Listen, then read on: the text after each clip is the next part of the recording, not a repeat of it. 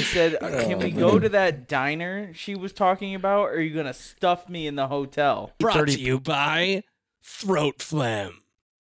Mega. Ew. I told you it would fit. That's what I said. Hey, I'm Marcus. I'm Atrax. I'm Fetta. And I'm Nick. We are working class nerds. Cue the intro.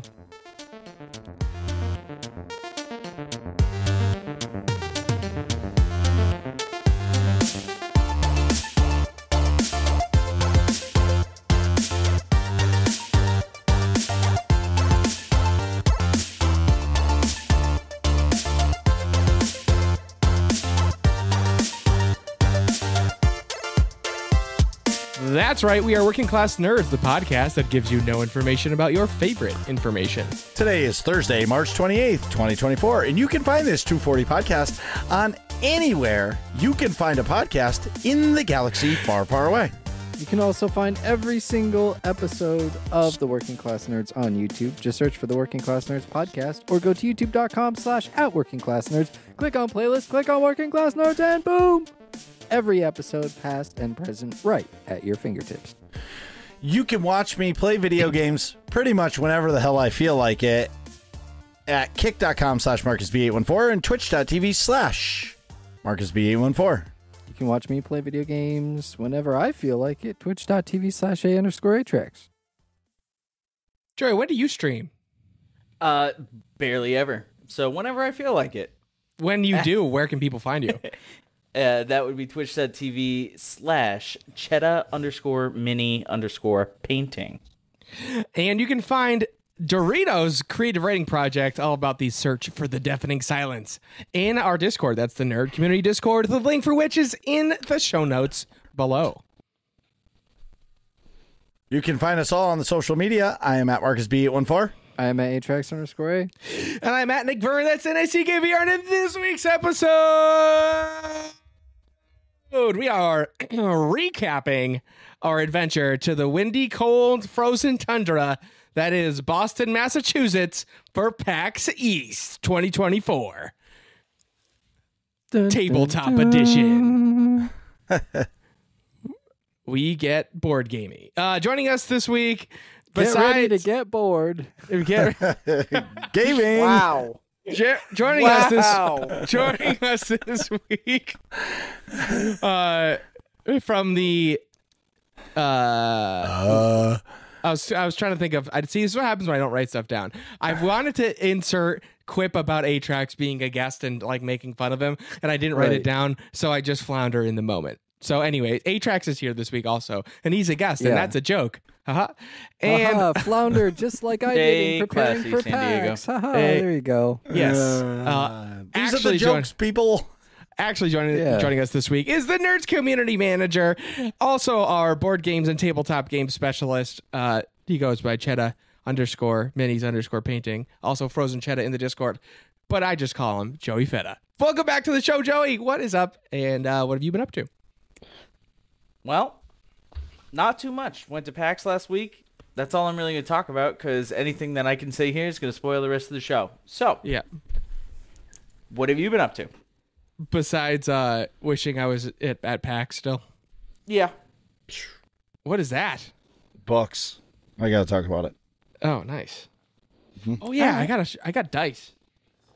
There you go. Atrax, what have you been up to while these nerds take care of all this stuff back here? balloons. Yeah, I mean everybody's all excited about PAX, and I'm excited to hear about it. So I'll just quickly breeze through what I've been up to. Obviously, I didn't make it. It was like insanely expensive. Airline tickets since January have been like $600 a piece for the like time zone that I needed. I needed an overnight flight, basically the same one that I took last time. There were other cheaper flights, but I couldn't make it happen. So the only one flight that I could take was like had been, I don't know, 600 or something like that for a really long time. Yeah. So it was. I mean, it's just how it is. Were you flying out of Portland into Seattle and then over? Or were you going to drive to Seattle first and then fly? So that was one of the options. There was also another stop in, was it like Minnesota or something like that? That's There was tough. a direct, there was a stop in Seattle, and there was a stop, I think, in Minnesota. Okay. Or somewhere else in the middle somewhere. And they were all like, again, they were all pretty expensive, fairly sold out because it's PAX East, it's Boston. Yeah. It's what everybody wanted to do. I will say, so the positive for you is mark your calendars May 8th through May 11th of 2025 next year. They already announced the dates. I have already reserved a room. That late? All right. Yep. Wow. Yeah. I will interject too. The other reason that I didn't go to PAX is because end of May, beginning of June, I'm going to IEM Dallas for the 100th CS Counter-Strike tournament. Oh, so that's why you didn't go to PAX. So it's kind of like there's a double reason. so It's like I guess here comes reason. the real reason is that Like the real Slim Shady has please stood up. Yeah, and like that the real is a Marcus B. perfectly valid reason, by the way. yeah, You didn't need to make up the song and dance about it being too expensive. No. It's both. It is both. I know. It's No, like it's too not. expensive now to also then go to IEM Dallas in a couple of months. And you didn't want to have to So- smell Marcus's farts. Yeah, I get it. actually. Neither I did didn't you, wanna- Nick. I didn't want to be stuck in the vortex and then immediately go back to work the next day and, whatever. It doesn't Well, matter. the thing is that are you going to be able to get media passes for that? I'm trying to. I haven't been able to find, like, the signups aren't open yet. Oh, okay. They had their like early bird special pretty much all of March. What would buy you your do? tickets early and whatnot. I did get my tickets, and then if a media pass comes through, then I'll find somebody else to come with me or something like that. Yeah, so what I'll say is if you go to the website, this is how I found out about the PAX ones way back in the day when Nick and I got denied. Several times. We got denied twice, but anyway. And then COVID, and then we were triumphant. Yeah, so what you do is find the media contact and just shoot them an email and say, hey, I'm Atrax from this podcast. I'm planning on coming to the event. Are there media passes available for this, and how do I register? You know what I mean? Yeah, don't say apply, Right. say register. Register, that's the thing. Because then you sound like your big dick swinging in the locker room. Like, Right. oh, I belong here. Yes. Like, I'm not Register is the asking. key. Like, clearly Yeah. I'm going to get a media pass. Well, you definitely are. Like, unless they're not some places. So there was one like with the Destiny meetup, and I tried to get media passes, and they said they were only giving media passes to Twitch streamers. No. That's it. You're also that, but Yeah, but I'm not. your application I'm as not a a Twitch partner. streamer is not as, yeah, I get it. The other thing too that's awesome is it's not just the Counter-Strike tournament because it's DreamHack. So there's a bunch of other stuff going on too. It's just that What is that? like an IEM expo, right? Dallas is the big, huh? It's like an expo. Oh, Yeah. But the big main event is, of course, the Counter-Strike tournament. Look at this, Right. Tyson. I would That's just what I'm reach talking out about. if it was me. Yeah, I'm going to. I will do that after the show. Yeah. But it also in Counter-Strike news, while we're on the subject, during the weekend, I did quite a bit of casting for the CSC, or the Counter-Strike Confederation, for those who don't know what that is. It's just like a beer league for Counter-Strike. And they are having all of their finals this week. Yeah. So tonight there's a few finals, and last week it was the semifinals and quarterfinals for all of the elite and premier teams. So I got to host a couple of those shows, got to cast a couple of them. It was a lot of fun. Good times over there. Couple of people showed up. I saw Doritos there, so that was pretty neat too. Doritos in the chat hanging out, Doritos, watching all the Counter-Strike. we're going to piss some people off in the community that support all the time, but like Doritos seems like he's in anything that has to do with us, he's always around. I know. Doritos is like Yeah. our number one fan. Doritos! Dude, he goes into my streams. I know. Yeah. It's usually you're just a me part of talking this. to him. You're the community manager. But here's the thing. My streams are not engaging, fun video games where people die. Yeah. I paint toys. No, it's engaging, watching. It's calm, watching you paint stuff. It's like, Yeah. I'm just saying it's a completely different theater. So Bob it's Fetta. I'm a happy little accident, bud. Bob Fetta? Oh, Bob Ross. I got it. Yeah. I was a little slow on the uptake, but I'm here It's now. okay. Ground That's all right. control to Major Vern. Yep. Suck less. Yeah, Nick is balls deep in like plastic bags and like sleeves of something. That's all I hear is Oh yeah. like all I hear is like grocery store bags just rustling in the background. What? Getting I all thought you the guys wanted the packed stuff ASMR. Oh, there it is. Thank God I only have one headphone in. The The only noise. thing man. now I want is a bag of Sun Chips because they are just as Dude. loud. Yeah, that sounded about right. The noise. The noise, like canceling the noise reduction stuff is gonna kill all that. So then I doubt it. they won't. They do. They kill out whenever we laugh all at the same time. It's just silence. Like it kills the laughing too. I don't know if you ever noticed that. Oh, that's unfortunate. Yeah, when we're all like cracking up at something, all you hear is like, and then we like come back like that's so funny. Like because it's just editing out all the like background laughter, but it's us laughing over each other.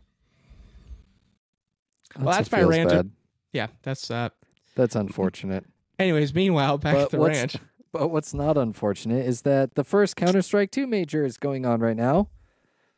The first Woo-woo. round of semifinals was today. I was trying to watch as much as possible while at work, while getting plenty of work done.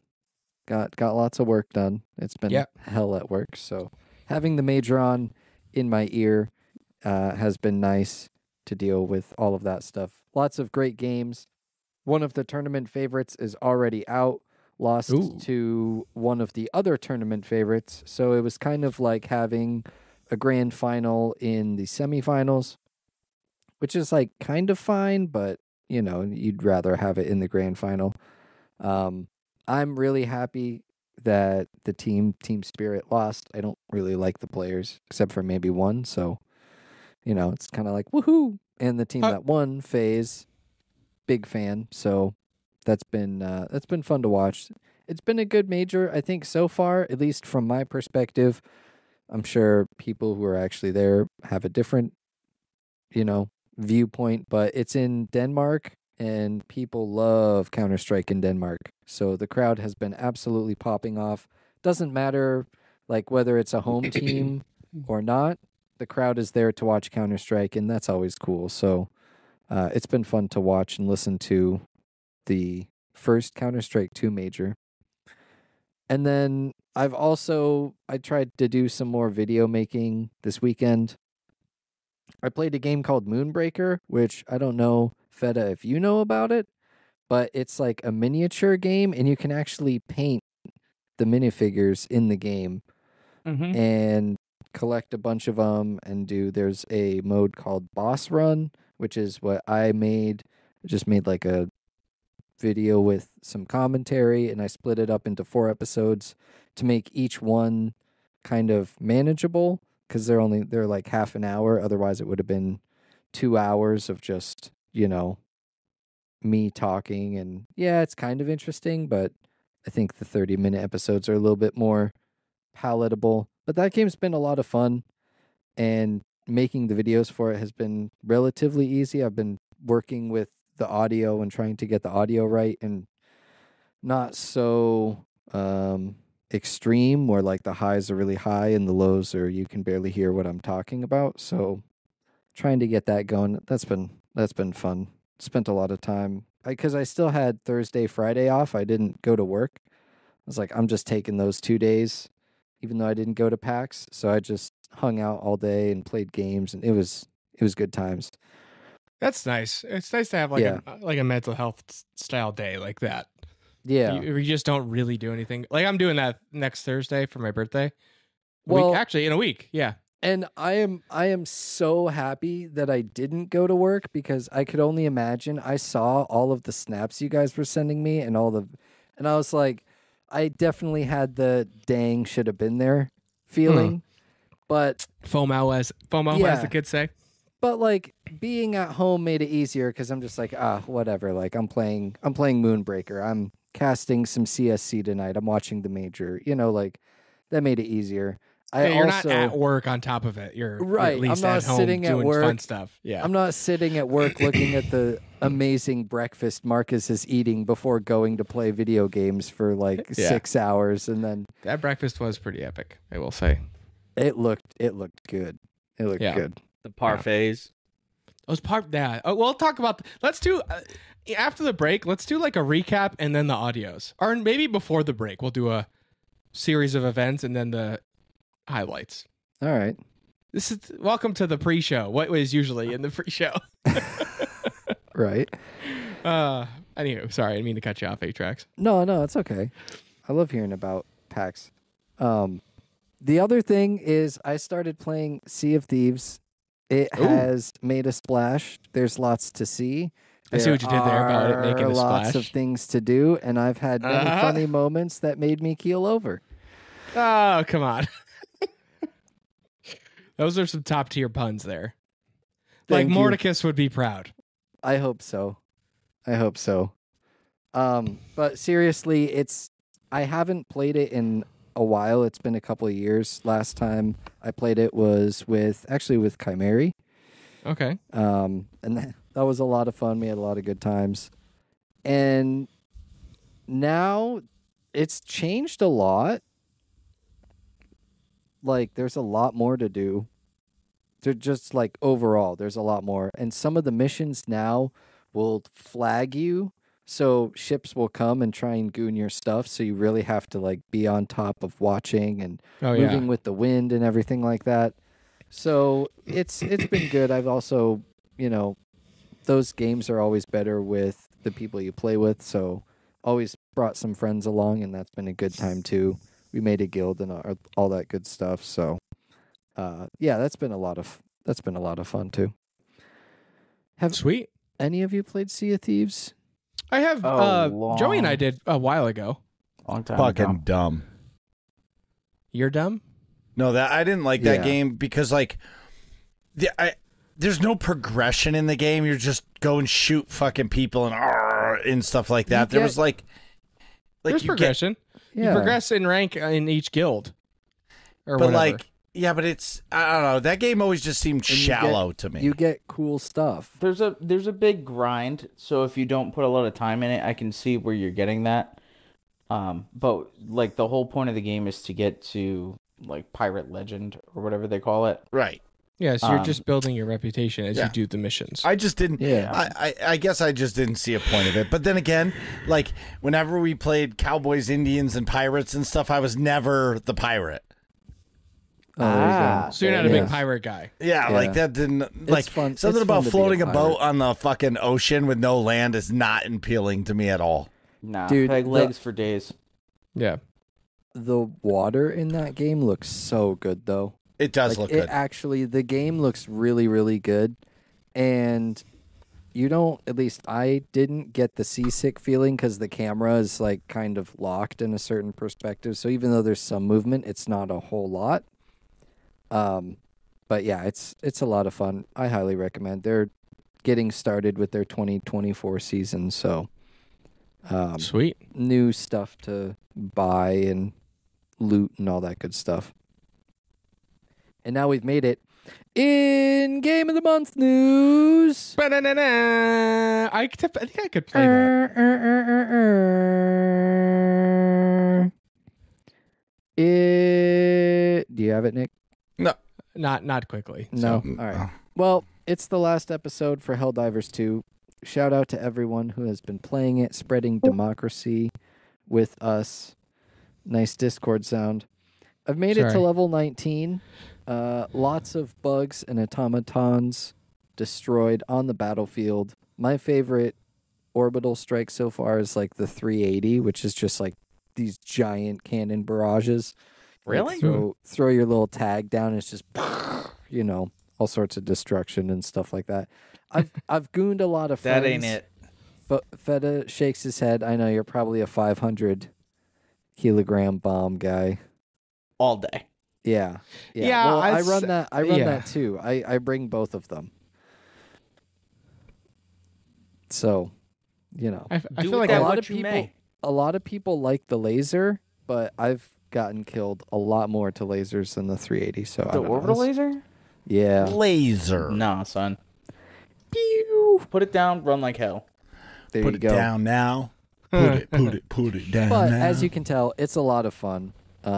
Especially if you play, like, at least in my experience, if you play just a little bit with your friends and then go do something else Just a little bit. and come back, play a little bit more, just enough to get your I want to go daily to the stuff club done. just a little bit. And yeah, I highly recommend it. I bought the first one too because it was on sale, like all the DLC and everything for $9.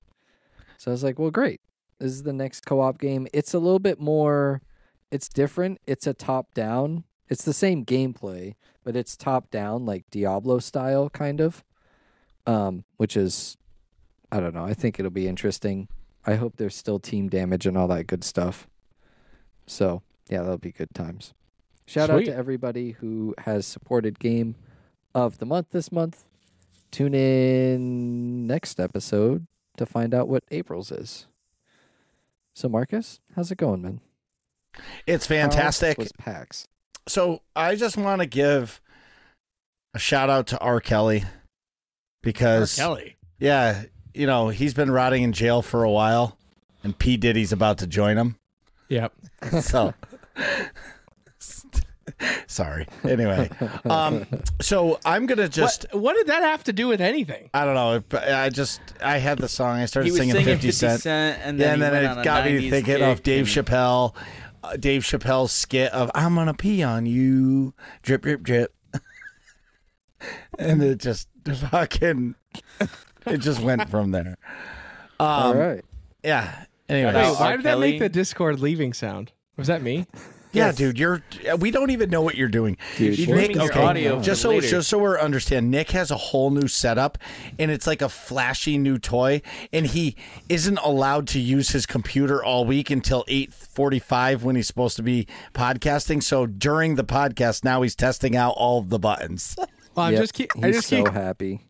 I just keep rolling my new dice while you guys Yeah. are talking. Yeah, It's so like he's the best rolling his new fidget spinner dice, but he's hitting all the buttons, which is messing up the thing. Well, yeah, this one's heavy, so it bounces. Yeah, but you can't get to the fucking soundboard. Oh, I could. Let's go. That's what I'm talking about. Let them know. Let him know. Oh, Well, God. wait. Did you? When I opened my dice, this is the Yes. sound it made. Oh, you guys kicked me out of it. That's why it made that noise. I'm like, why are you giggling so much about that?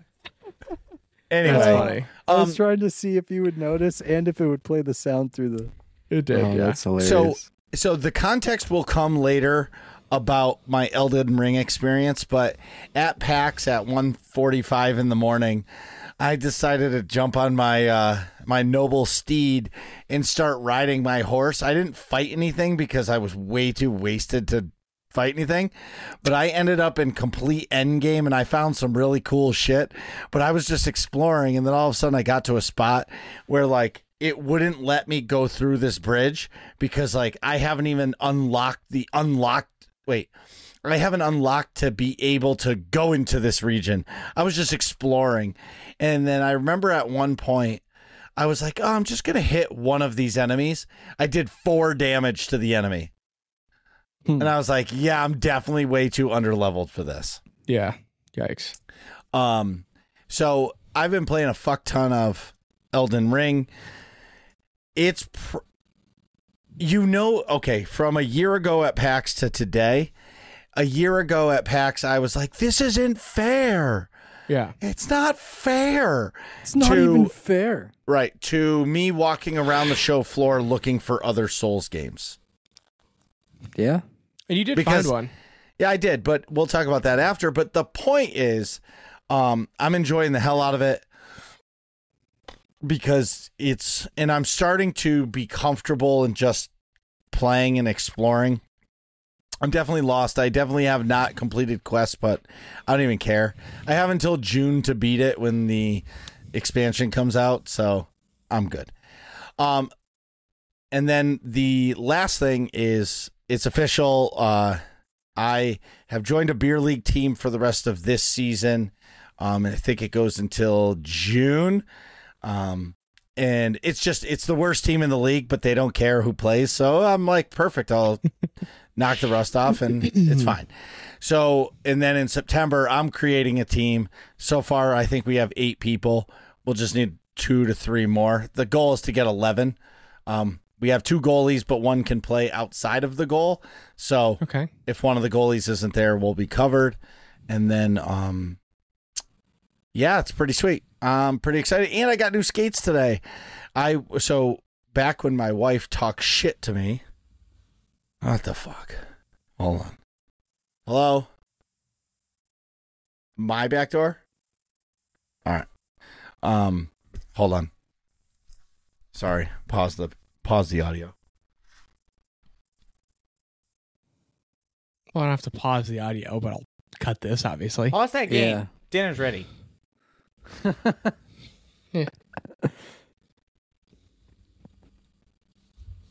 You have to leave you have to leave that in the my back door. That can be used so nefariously. Oh yeah. Wait, what else did I clip? It was like, oh, it'll fit. That's what he said. Yeah. My back door? Oh, it'll fit. That's what it'll be. Yeah, there you go. Perfect. My wife was an adult tonight. She went out and had drinks and stuff and dinner, and she's just getting home. So anyway, And she locked herself out? No. So like we use the back door by my office because when you come in through that door, the dogs don't Go nuts. bark and go fucking crazy and wake up the kids. Yeah. Anyway, like I was saying, I don't even remember what I was saying. Oh, so I bought when my son started to play hockey, I bought like the cheapest pair of brand new skates. I think they were $80. And like in comparison, like my work boots are like $300 a pair. They have crazy insoles for my arches. They're like the cream of the crop for work boots because I'm on my feet all day. Yeah. So when you get in these hockey skates, it feels like I'm standing on a fucking piece of plastic. And Yeah. and so now this last week, like, I don't want to sound egotistical because I'm a terrible skater still, but Yeah. like I'm getting to the point now where I'm starting to be way better. And I was going around a corner and like I didn't slip and it wasn't user error, but it felt like the skate was like bending as I was going around a corner. I'm like, I'm going to fucking die on these things. Anyways, long story short, I got an $800 pair of skates in closeout today because they were last year's model or this year's model, and the new models are coming out next month. Yep. I got an $800 pair of skates today for $240. Well, that's pretty sweet. There you And go. you put them on, and they feel like you're walking like skate. Like it's just like you're like, wow, this is what a real skate feels like. So Right. Wow. Anyway, but I'm going to talk all about PAX because there's so much to say. But if I could give you guys one word to describe PAX this year, it would be Dreamcast. So Nick, what have you been up to? Dreamcast. That's quite the cliffhanger. So in not super fun news, starting there. Oh boy, start the timer.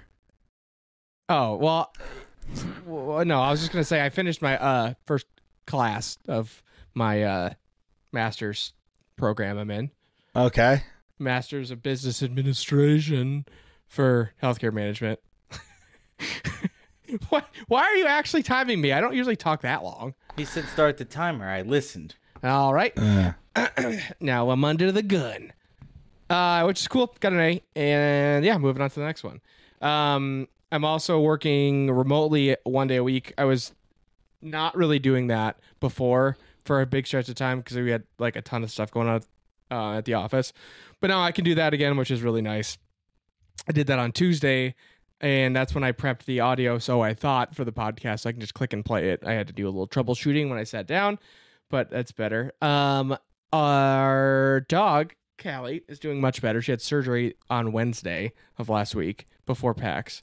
So I'll talk more about the scheduling. Actually, now's the time to talk about that. Yeah, please do so the boring stuff can just get over with. Cliff notes. Yeah, I'll give the short. I gave you, Marcus, the full version at Guys You Night. still Joey's got been that timer filming too. going, right, Joey? I could actually break this down really easy for you, Nick. Basically, she went in for dental surgery. It was more complicated. I had to stay. She was more screwed up than we thought. So I didn't go to PAX on Thursday to help Taylor take care of her. Then she was doing better by Thursday night. I went to PAX on Friday, and it got more complicated Saturday, Sunday, and she was doing worse. And then Sunday, she got better by the end of the day. Saw the vet on Monday, and the vet said, yeah, she was definitely doing way worse, and I was really worried about it. And if it was other people, I would recommend another surgery. But since you're taking such good care of her, don't stay the course. And she essentially has a dry socket, and now she's doing way better. We just got to feed her a little bit funky way. So that's that. PAX, of course, which I will talk more about later.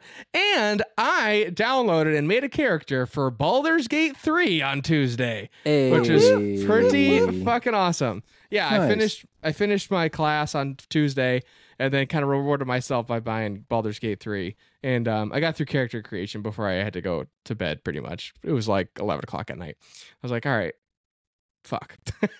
I played that first cutscene and I was like, I can't get started here. Like I got to where I could save, and then I'm like, I gotta go to bed, because this is, if I'm gonna do it, like, I probably shouldn't have even made a character, honestly, but I couldn't buy it and not start. You gotta start. I still took like 45 minutes to make the character. So like, how long did it take to download? Because that's like 100 gigs. Oh, I started downloading while I was finishing my school stuff. Oh, okay. Never mind it only took like a half hour. I have good internet here. That's not bad. It's 500 megs down and up. Even over the Wi-Fi. I got a new Wi-Fi card, by the way. I think I told you this already. That made a huge difference. Like I needed a new Wi-Fi card. It was literally broken. But even on my phone, I get like 300-ish because it's actually upstairs and across the house. But with the new Wi-Fi card, I get like 480 megs down and up. Like off the 500 that like fresh from the line. So It's like really good. I'm surprised. But yeah, Baldur's Gate 3. You'll be hearing more about it soon. So Nick, how many hours do you think you're going to play between now and Tuesday, our next episode? There's a good chance I could play on Saturday, but under 4 for sure. All right. I was just curious because you created the character on Tuesday. Yeah. And I'm just trying to gauge like how much time you'll have, because like that game is giant. Oh, yep. I know. Yeah. And I know that once you start it, like once you get hooked in, you'll be like, you're going to play it. Mm-hmm. But getting you to click the go live button on the PC right now in Imperial Command is hard. You'd rather watch fucking Desperate Housewives of LA or Desperate Housewives of fucking Dallas. Or listen to ASMR videos. Oh, yeah. ASMR. Yep. That wasn't me. Nick is straight up watching would rather watch trashy TV than fucking play video games right now. That's not true. I see the Snapchats. Yeah, I'm half asleep when that happens. I swear to God, look at this bitch, Rebecca.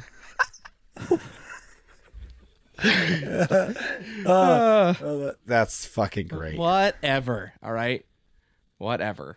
Marcus, did you talk about your week already?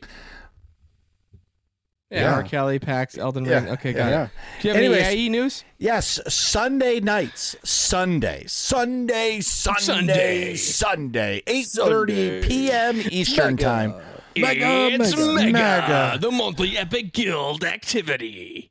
That was pretty Mega. Sunday nights, 8:30. Brought to you by Throat Phlegm. Mega. Ew. I remember that used to be good. Now the throat phlegm tainted it. Oh my God. Anyways, interrupting Marcus since 2020. Sorry, go ahead. I'm done. That was awesome. Sunday nights, 8:30 p.m. Eastern Standard Time. We have Clan Night for Destiny 2. It's a new night. So we're trying a new night because I honestly have been so busy, and Tuesday nights have been becoming harder for me to be able to do Clan Night. And with me working so many hours that, you know what, starting at 8:30 is probably better. And we're going to try it for a little while to see if it sticks and people come. But Destiny 2 Clan Night, Sunday nights now, not Tuesday. I think we're on week 3 of it, and it's been great. Sweet. So if all this sounds fun to you, go to aie-guild.org, get the Discord information, ask for a guild invite. Whether or not you play any of the 4,467 games that we play, we would love to have you. And this next message is for Max. I'm still waiting for your Venmo because you wouldn't let us pay for dinner. And Boom. even though we've been only podcasting for about 8 minutes because Nick has been peeing for the rest, he's got to sit down to pee again. We'll be right back. My God, what is taking him so goddamn long? Nick, hurry up, man. It's all that beer you're drinking. Come on, bro. Bros before hoes, man. You bet your nutters on that. And we're back. So today we're talking about our trip to PAX East 2024. Or should we say what should have been the most amazing trip ever? Yeah. So I'm going to set the scene. Everybody close your eyes. Set the scene. It is Wednesday. Tuesday. Tuesday before we left. Was the night before Christmas. Yes, I didn't hear from Nick, and that was kind of odd for me because I was like, what the fuck? I haven't even talked to Nick, and I was super busy because like literally Monday, Tuesday, Wednesday, I worked 41 hours so I didn't have to actually use PTO time. Yeah. It was crazy. But fast forward now. I think this was Monday, by the way. But Monday. Yeah. No, yeah. Well, I hadn't heard from Nick, and Fetta was texting us going, dude, you guys fucking amped up. And this was a day later. Nick, I was in a store with no service, so like I couldn't respond. Later that day, I got service again, and I looked, and I was like, wait a minute. Nick didn't even respond. I was like, something's fucking going on. yes. So I called Nick, and I'm like, dude, are you pumped up? And he's like, no. Like, what? He's like, no, I'm not. To be honest with you, I'm not. I got a lot going on. And just for the record, I immediately rolled my eyes and was like, dude, here we fucking go. Like, here we fucking go. Because I didn't know what was going on.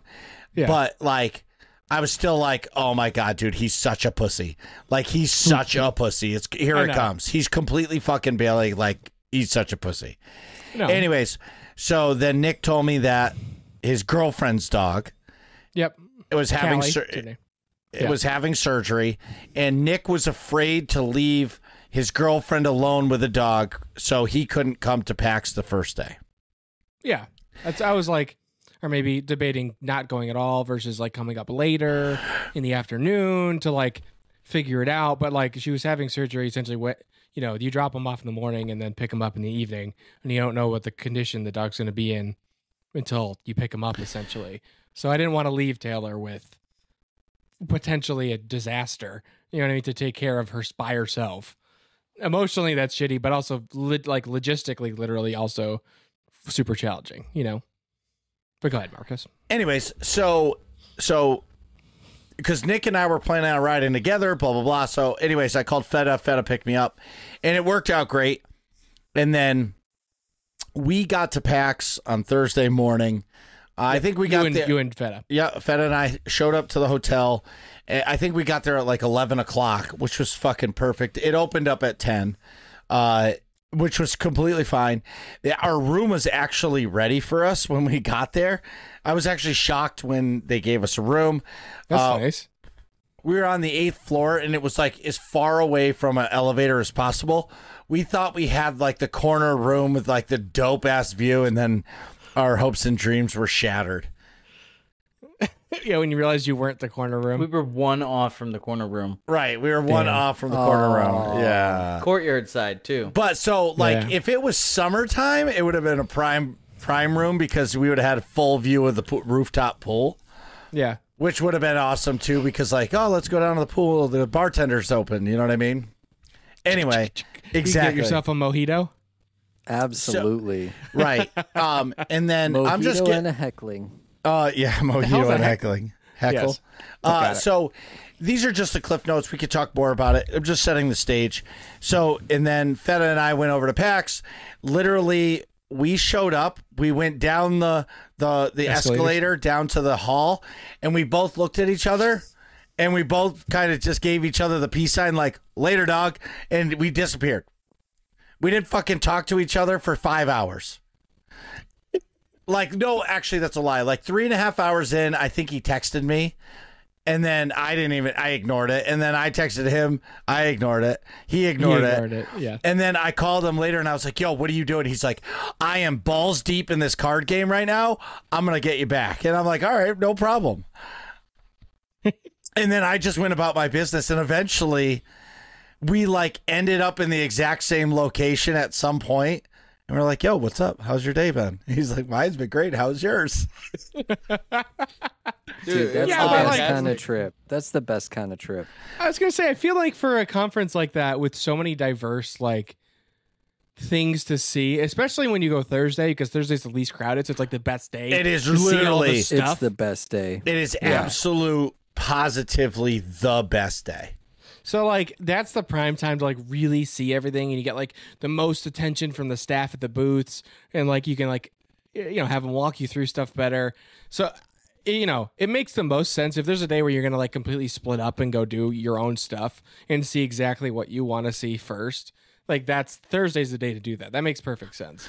Because then, you, like, you're not waiting for, like, oh, Marcus likes My Little Pony online, and I don't really care about My Little Pony online, but I want to hang out with Marcus, so I'm going to go, like, watch him play that for 10 minutes where I could be playing, like, you know, something epic, like ISB training material. You know what I mean? Yeah. Well, you were under ISB full control, so... yes. I got a promotion, though. I got upgraded to field agent. You know, it's really amazing that tracking beacons for the ISB work at that range. Yeah, just you'd amazing be surprised. technology. Well, it's the orbital star destroyer. It just pings off of that. Right. So satellites. That makes sense. Okay.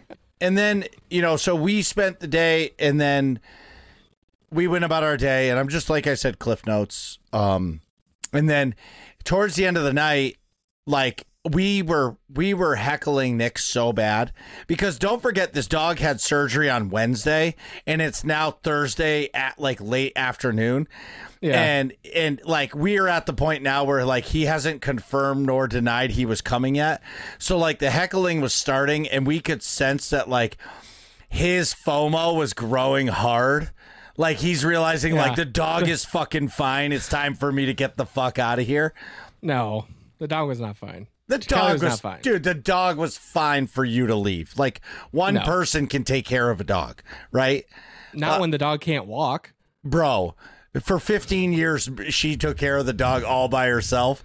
She could take care of it. I was physically picking up the dog through 5 to 7 p.m.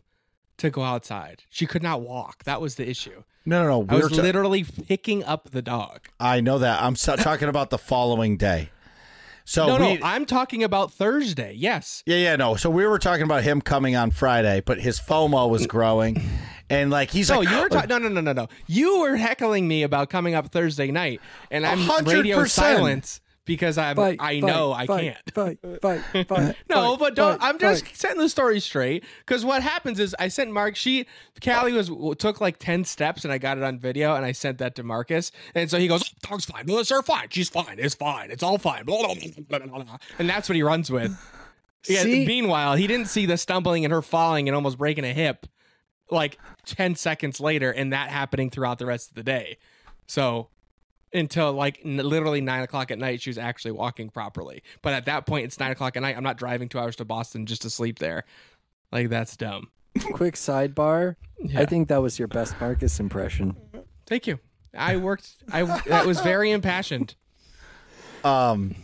Anyway, so Nick's FOMO was growing on Thursday night, and he's like, "Hey guys, I'm leaving at 6:30 in the morning. I'll be to you guys by 8:30. No problem. Like, we should go get breakfast. Blah blah blah blah blah blah." Yeah, anyway, I know a great breakfast spot. 10-minute walk from the hotel, and then bing bang boom, and they show up. Absolutely zero walking was going to occur. Zero additional there was steps. A ton of walking that was going to occur. Yes. Yeah, but 0 steps outside of the exhibition hall.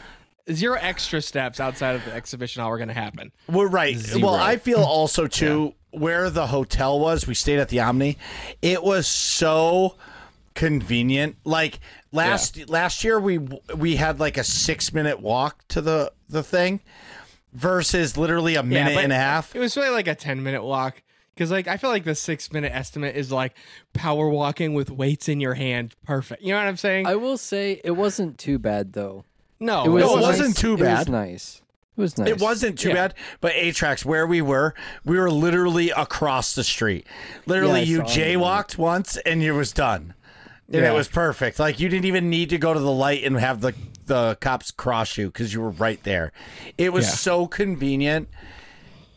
And definitely it's worth the extra, like, $30 to $50 a night or whatever it was for that versus like the 5-minute walk, I think. But anyways, and then Friday got there. But Thursday, so after Fetta and myself disappeared from each other and we just gamed, and I don't know about you guys, but like at PAX for me, what I love about PAX is I play games that I would never, ever, ever play. Like ever. That's what I mean? About. That's the whole point. Right, exactly. Like some of my favorite Dreamcast. Right. Well, no, I've played the Dreamcast, but I'm talking about like the show floor, like these indie games, like what was it, Pep Strello, the yo-yo game, you know what I mean, or a hockey game. But the point I'm trying to make is, it pushes you to play games that you normally wouldn't, and this year's PAX was significantly smaller on the video game side. Yeah, it was noticeably. Yeah, dude. It was like a third less. Okay. So the two big games at PAX this year were Path of Exile 2 and Final Fantasy 14 Dawnblade expansion. Mm-hmm. So you could play the opening quest of the game, or you could join a boss battle, and they team you up with 8 people, and you try to clear the first boss of the new expansion's raid. And I wanted to do it, but literally every time, as soon as the show floor opened, it was a minimum of an hour wait for those two games, because those were the big games there. Like Path of Exile 2 was like the game. Like for me, I was going to say, you know what I would do next time? Just go up to somebody like from the team and just say, "Hey, can I schedule a time?" I did. Oh, you did? They said they were not doing any scheduling for any media. Oh, that's unfortunate. If you want to play it, you stand in line like everybody else. Fair enough. Rip. Yep. But the other side of that is there was enough to do there where I didn't feel as if I didn't have enough to play. Right. Because, the expo hall is such a small part of PAX. Yep. That it's, that's not even PAX to me. I wouldn't even say it's not small. It's not small, but it's not all of it by any stretch. Yeah, it's like a third to half. Yeah. I have more fun than all the other stuff after the expo hall closes than I do playing, like just being in the expo hall. Like the expo hall, I almost feel like I'm working. Yeah, I got that too. Yeah, not this year so much because I don't know. Well, we did interviews and stuff too, but it's because I wasn't there. It's definitely work. Last year, I was like, "Yo, let's get these recordings. Let's play all these games." Well, I made a bunch of. You would have been disappointed. Yeah, you were cracking the whip. Yeah, but you would have been disappointed, Atrax, this year. Yeah, I think so too. Then in hindsight, I'm kind of glad. Well, no, you would have had a lot of fun. Well, but the amount of games that were there in comparison to last year, I think you would have been disappointed. I looked at the list, and a lot of the stuff that I was getting, I was like, "This is fun, but I'll wait till West." I think this year I will go to West. But the other side of that, this year I will. I'm trying to figure out if this is proving that like conventions like this are slowly going away. I think so. Which is sad. Yeah. They're so much fun.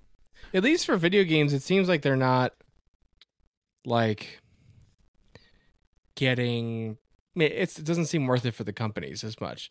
Granted, I don't know like what kind of sales the indie games get at the back end, but the big companies, I feel like the indie games, it's worth it.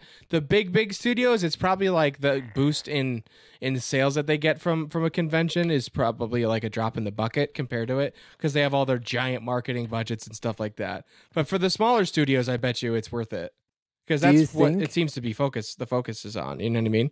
Look, I'm going to say this though. Do you think there's a correlation between the fact that a lot of these AAA studios are releasing subpar games in comparison to like indie devs, and then the gaming expos are because like if the game sucks, you don't want to take it to an expo and have people play it, because then media will tear it to shreds before it even comes out. Right. And then you can't like save it we'll patch it, we'll fix it, because like that's what's going on. Yeah. Do you think that's it? Because like the games that I played at PAX last year, the indie games were like awesome, and then we had Gollum there, which was it was horrible. I mean, you saw how Gollum ended up, right? So like, oh, that was bad at the expo. So I'm like, that's what I mean. That. Like, yeah. So I don't know. That's my assumption, and also why I still think people should go, but just focus on the indie games and like now support the indie games. You know, now you'll just see like a bunch of smaller booths instead of a ton of big ones. I don't know. That's my like 4-head analysis, 2-head analysis. Sure. Whatever. I think that sounds. I vibe with that 100% because even like when I went to PAX, I'm not as big of a video gamer as I am other types of games. But the reason I'm going is for the indie games that get no visibility because they're just completely overshadowed by the AAA titles that may be good and probably are trash. Yeah. Skull and Bones more recently. Skull and Bones was garbage. It's terrible. Like, what man, kind of pirate game do you have where you can't swim? Here's why I think game, by the way. But hear me out. Why I think this is why AAA games fail. I think because AAA games have a board of directors, and they have stockholders and shareholders, and they when Fetta's Digital Games says, "Hey, I want to make this game called Bag ODs, and I need 1 year and 6 months to make it. I need 18 months to make it." They say, "Okay, make it." But after a year and 5 months or a year and 3 months, Fetta goes up to the board and says, "Hey, guys, we need more time. This game isn't ready. We need more time." The board says, "No, ship it. Fix it in post." And that's what I think is happening. It's happened so much with so many of these big games that they're clearly not ready, and they just release them broken because of the investors, and they don't want to lose money. Well, that and a lot of the studios get bought by larger corporations and then get pulled into shady practices too. Like I've heard of, I think it was a clip I saw on TikTok or Reels of Shroud talking about people being concerned with like Rainbow Six Siege, and I think there's rumors of this happening to CSGO too, where like the code is spaghetti because of their dev hiring practices. Like they just hire contractors that come in, and like you're basically just learning the code, and then you do something, and you're like, "Cool, I'm going to implement this new feature for an operator for with respect to Siege, and how this mechanic works," and then your contract ends and you go away, and now the next people that come in have no fucking clue how you did that, and they have to figure it out, and that's why, and they're just like adding on it and like workarounds because they're all temporary like contractors that they hire as stuff goes in. So like even games that are established, even if they're that's so you can get bad results, and like bad hiring practices can occur. I mean, take a look at CD Projekt Red with Cyberpunk as a prime example. You have a fantastic studio that like super duper cares, making the Witcher games, and Witcher 3 is one of the best. Currently my favorite game of all time, I'd say. I think it's one of the best well-made games of all time. Yeah, I would agree. If not my favorite in my heart, but probably the best made game I've ever played. At least in the conversation, I think that's probably my pick for best made game. But point being, great studio, right? Like can do no wrong. And then they had to train wreck when Cyberpunk comes out because they needed more time. It's probably a good game now, but that's awesome what happens now, when people. It's really good. Yeah, when boards get involved and it gets corporate, and now you can't.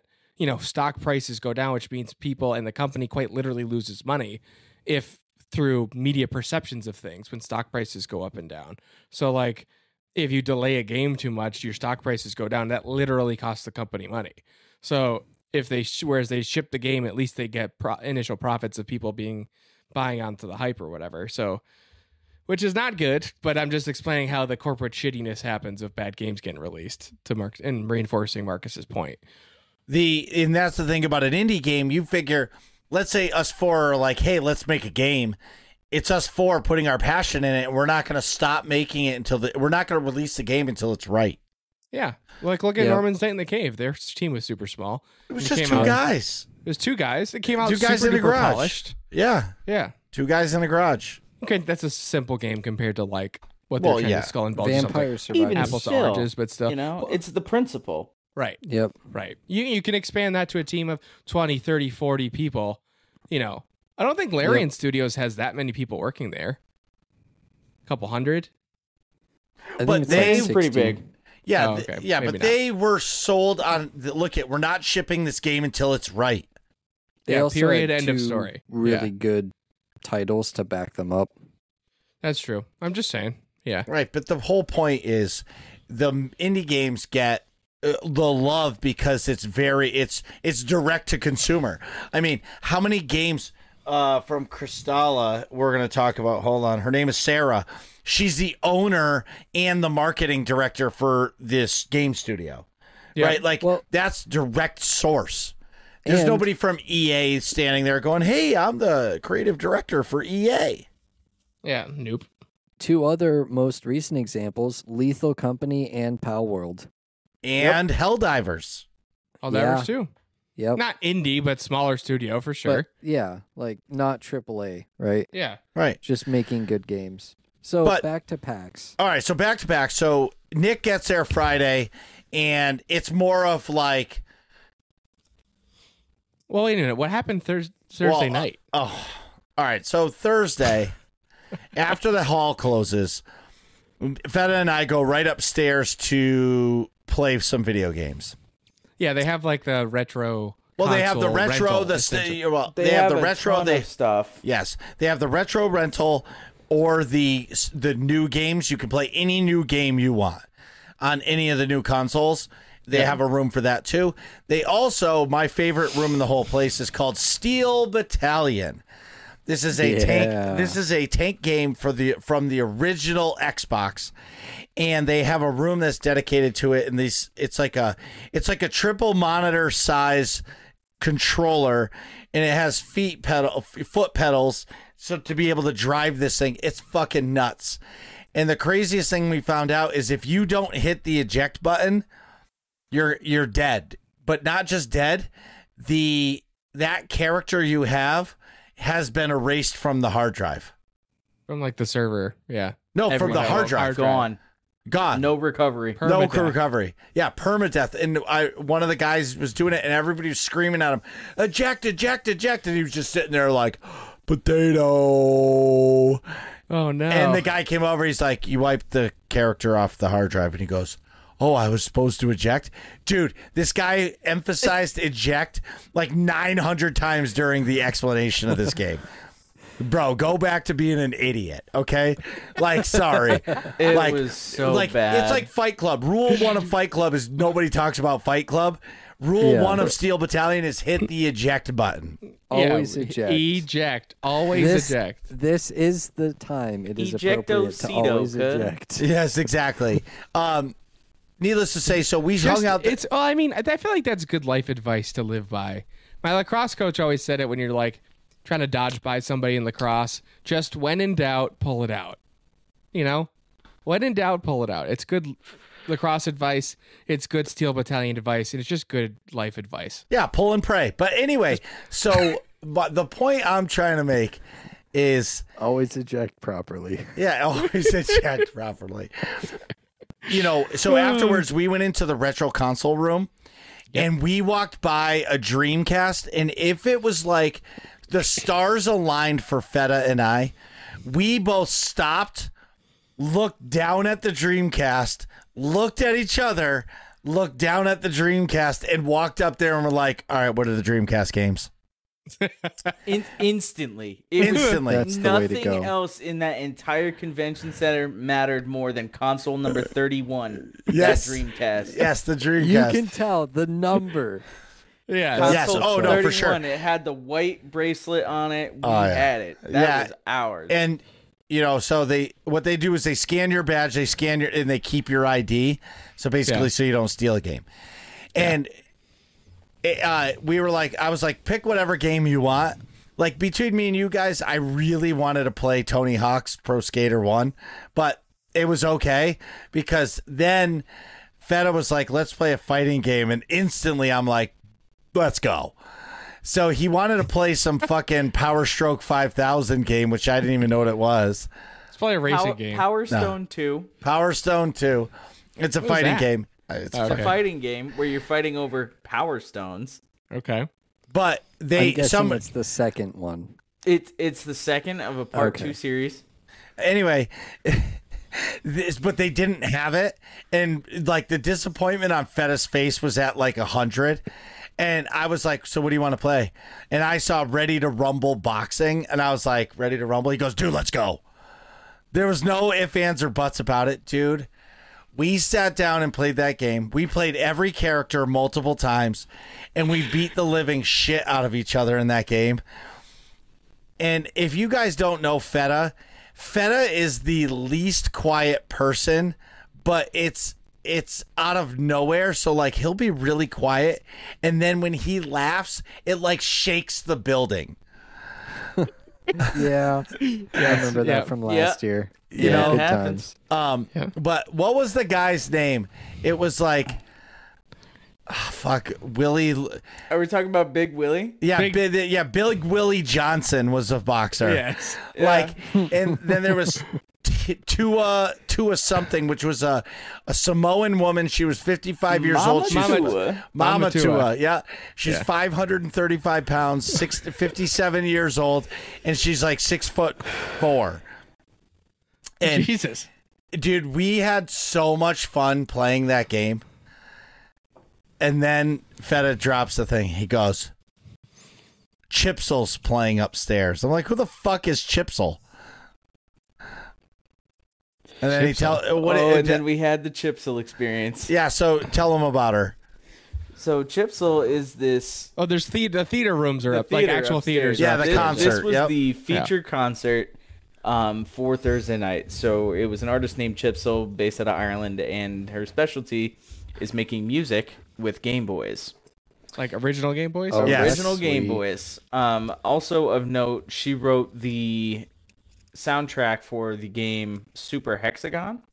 Oh, really? Yes. Yeah.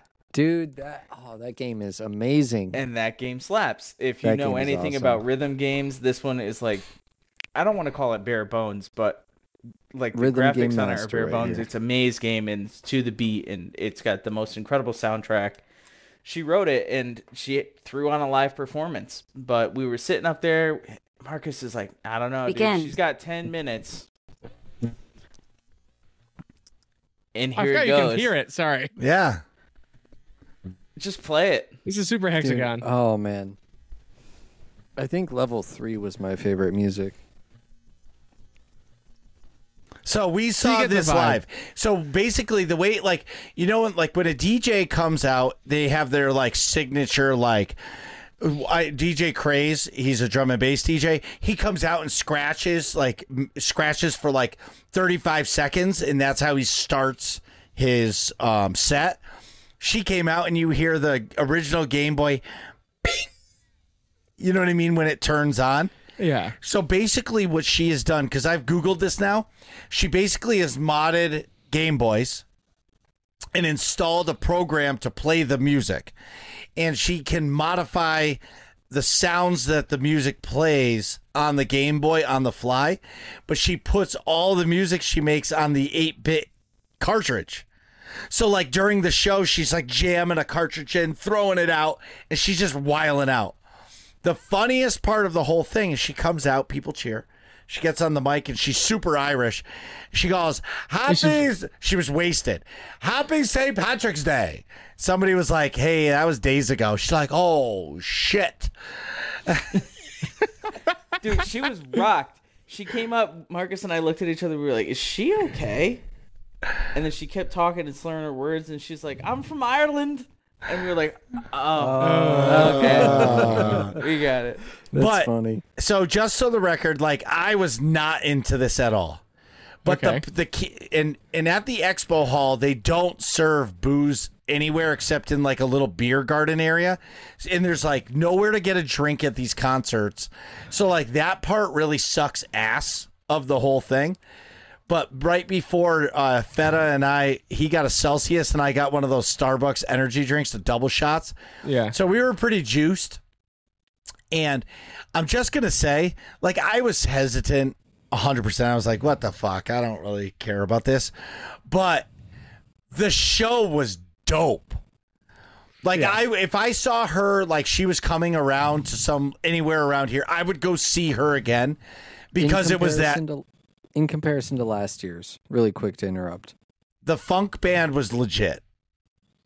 Yeah, the year. funk band was yeah, cool. they were good, but I mean, just like so I have Entertainment-wise? reference. How did It was compare to last bad. year's? Well, it was because I like electronic music over band music. Well, me too. So like it was dope. It was and better. she was playing the music from a fucking Game Boy. It was better. All right, Dude, it gotcha. could be garbage Continue. music, and you'd be like, "Oh, she's playing it on a Game Boy." It immediately Well, makes it good. But she it made was good Super music. Hexagon music. Yeah, no, But- I could jam with that. So I 100%. followed her on Spotify. I'm just gonna say I've listened to her since then. So like Yeah. if I find out she's coming local or within like a couple hours, I will go see her show. It was that good.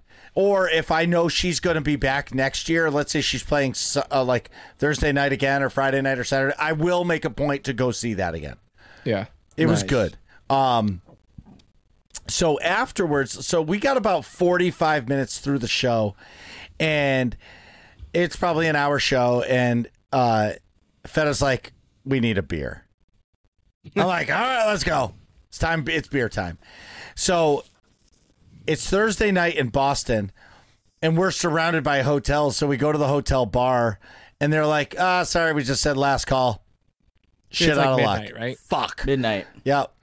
So then we go to the next bar, and a hotel bar, and they're like, "Oh, sorry, bar's closed." Fuck. We walked to because there's no other bars right there. So Yeah. we walked to the hotel we stayed at last year, and it looked like there was a shit ton of people. And it looked like they were pouring drinks, and the guy was like, "Yeah, bar's closed." Fuck. And then they were like, "Hey, go right down the road. They're open until 2 a.m." An actual bar, not a hotel bar. Yeah. And so it was really nice because Feta and I, we got to sit down, have a beer. We took a shot of Jameson, and it was great. But you know, people get real on a Thursday night when we were sitting at the bar and this group of people come in and they were hammered. And they sit at the bar, and all of a sudden the bartender goes, "Yeah, I can give you 6 Adderall, 10 milligram Adderall for $100. And I was like, "Oh shit, this is that kind of party over there." It's fucking, It's it's like, getting real. yeah, it's 2:00 in the morning, and they're fucking raring to go. But when I broke out, so again, I'm gonna go back to the Feta experience, so you guys get it. Anytime Feta has like a really good experience, he like leans back and he makes like orgasmic sounds. So like he takes a sip of the beer and he goes, "Oh, that was so good." And I'm like, dude, what the fuck is wrong with You didn't you? get pizza, dude. No, dude, Well, I remember would've the had Jimmy people John's staring. last year. Oh yeah, Jimmy John's. Oh, yeah. So, Oh, needless man, to say, this sucks. so Feta got the beers, and I was like, "Excuse me," and it was like 10 minutes later. I was like, "Is it really last call, or is it like last call?" And she's like, "What do you want?" I was like, "Can I do 2 shots of Jameson?" And Feta's like, "Dude, you're really starting this?" I'm like, "Bro, it's over. Like, we're only allowed to do 1. It's 2:00 in the morning, so like." This is like the safest time of your night to be able to do a shot. Yeah, if it's 2, it's last call. Right. It's, Yeah. it's done. There's the danger with shots is it's never just one. It's one, and then somebody else is like, "Ooh, that was fun. Let's do another one." 20 minutes later, and then it's Yeah. another one, and Oh then no, it's I another don't one. want to do that liquor. Let's do a different liquor. Liquor. Let's do and this it's Yeah. like, instead. yeah. but when it's yes. last call, and the spiral continues. Yes, right? when it's last But when call. it's last call, there's no chance of you getting another one. Right. Like chances 0. Right. So So she pours out the shot, and of course it looks like it's a giant shot in the glass, but it's actually like a normal shot. Yeah, because it's got the thick glass bottom. It's like the Coke bottle glasses. Right, and we did it, and it was great. I was like, wow, that actually hit the spot, and all of a sudden I look over, hands behind his head. He's like, oh. And I'm like, dude.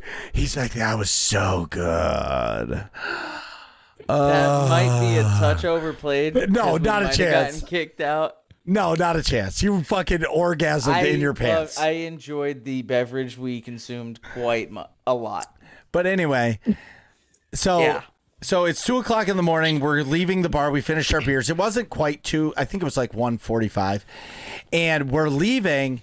And Feta told the bartender he's gonna stuff me. No, it was the quote was a little better. I wanted What'd to you go say? for some late night food, and Yeah. she was telling me about a diner, and I had already made a couple of, LGBTQI-esque jokes towards Mr. B814. Yeah, he was basically letting the whole bar know that he was my man. Yeah. Sometimes Oh, when you go on no. vacation, you have to be somebody else. And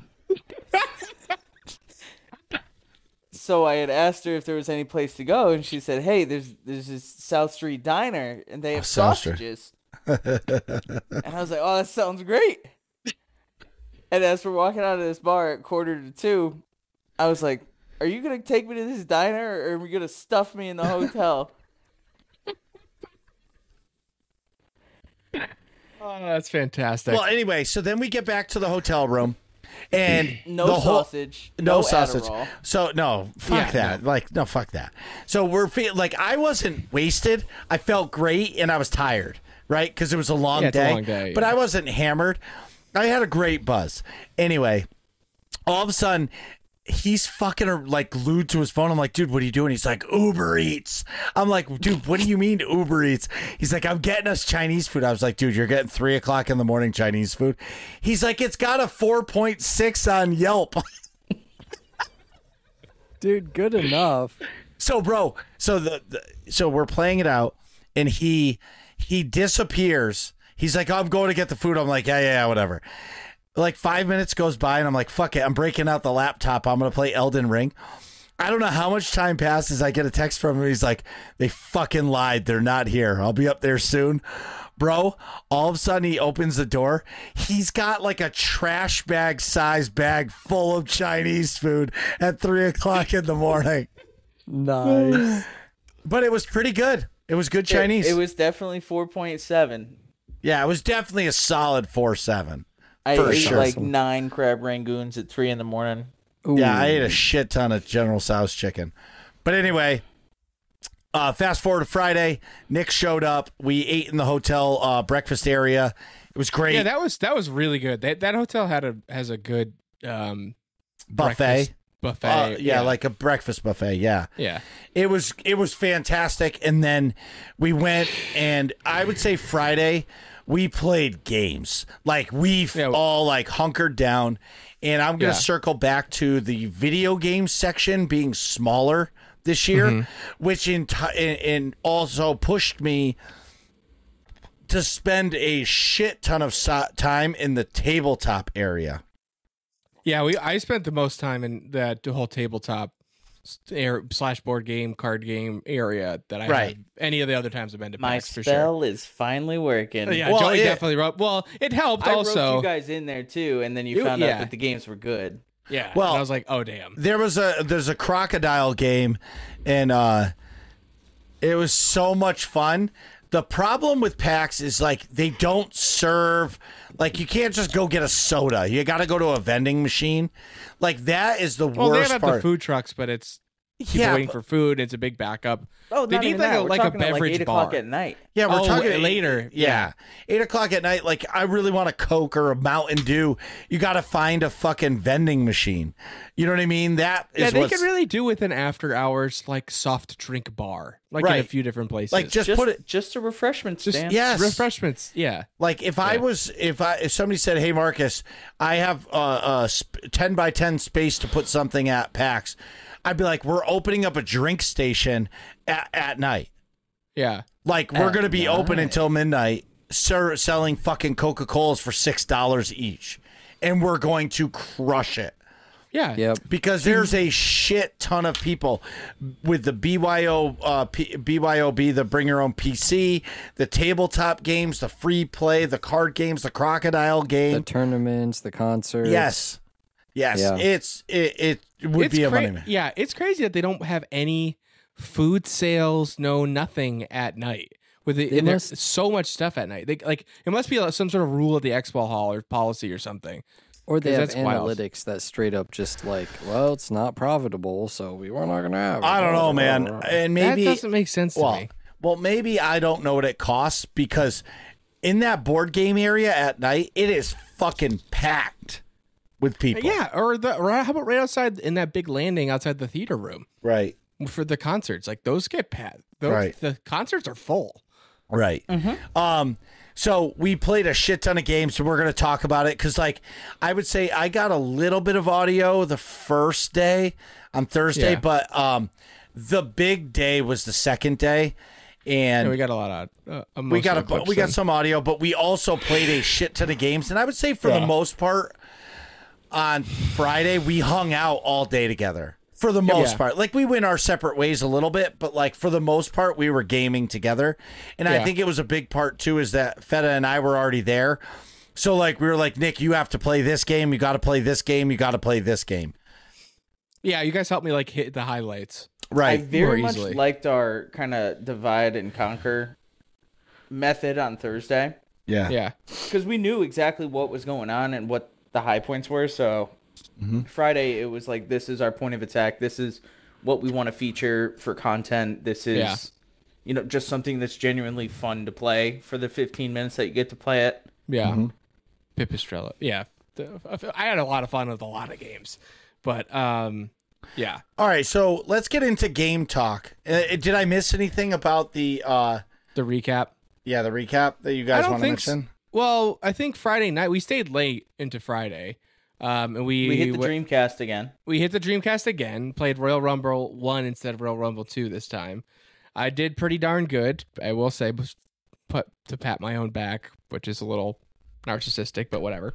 I'm so good. He found the OP characters and didn't want to have fun. He just wanted to win. I just kept switching. Until you found the one that was actually good, and then you stayed on it for like 6 games in a row. No, I played Afro Thunder and the bunny, Lola Bunny or whatever. I played 2 different ones. Okay.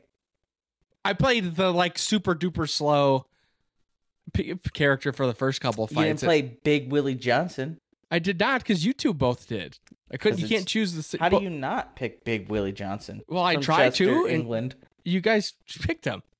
In his magnificent mustache, but no, that was fun. We also found a oh no, Just Dance stage. We lost Vern. That Marcus may or may not have explored.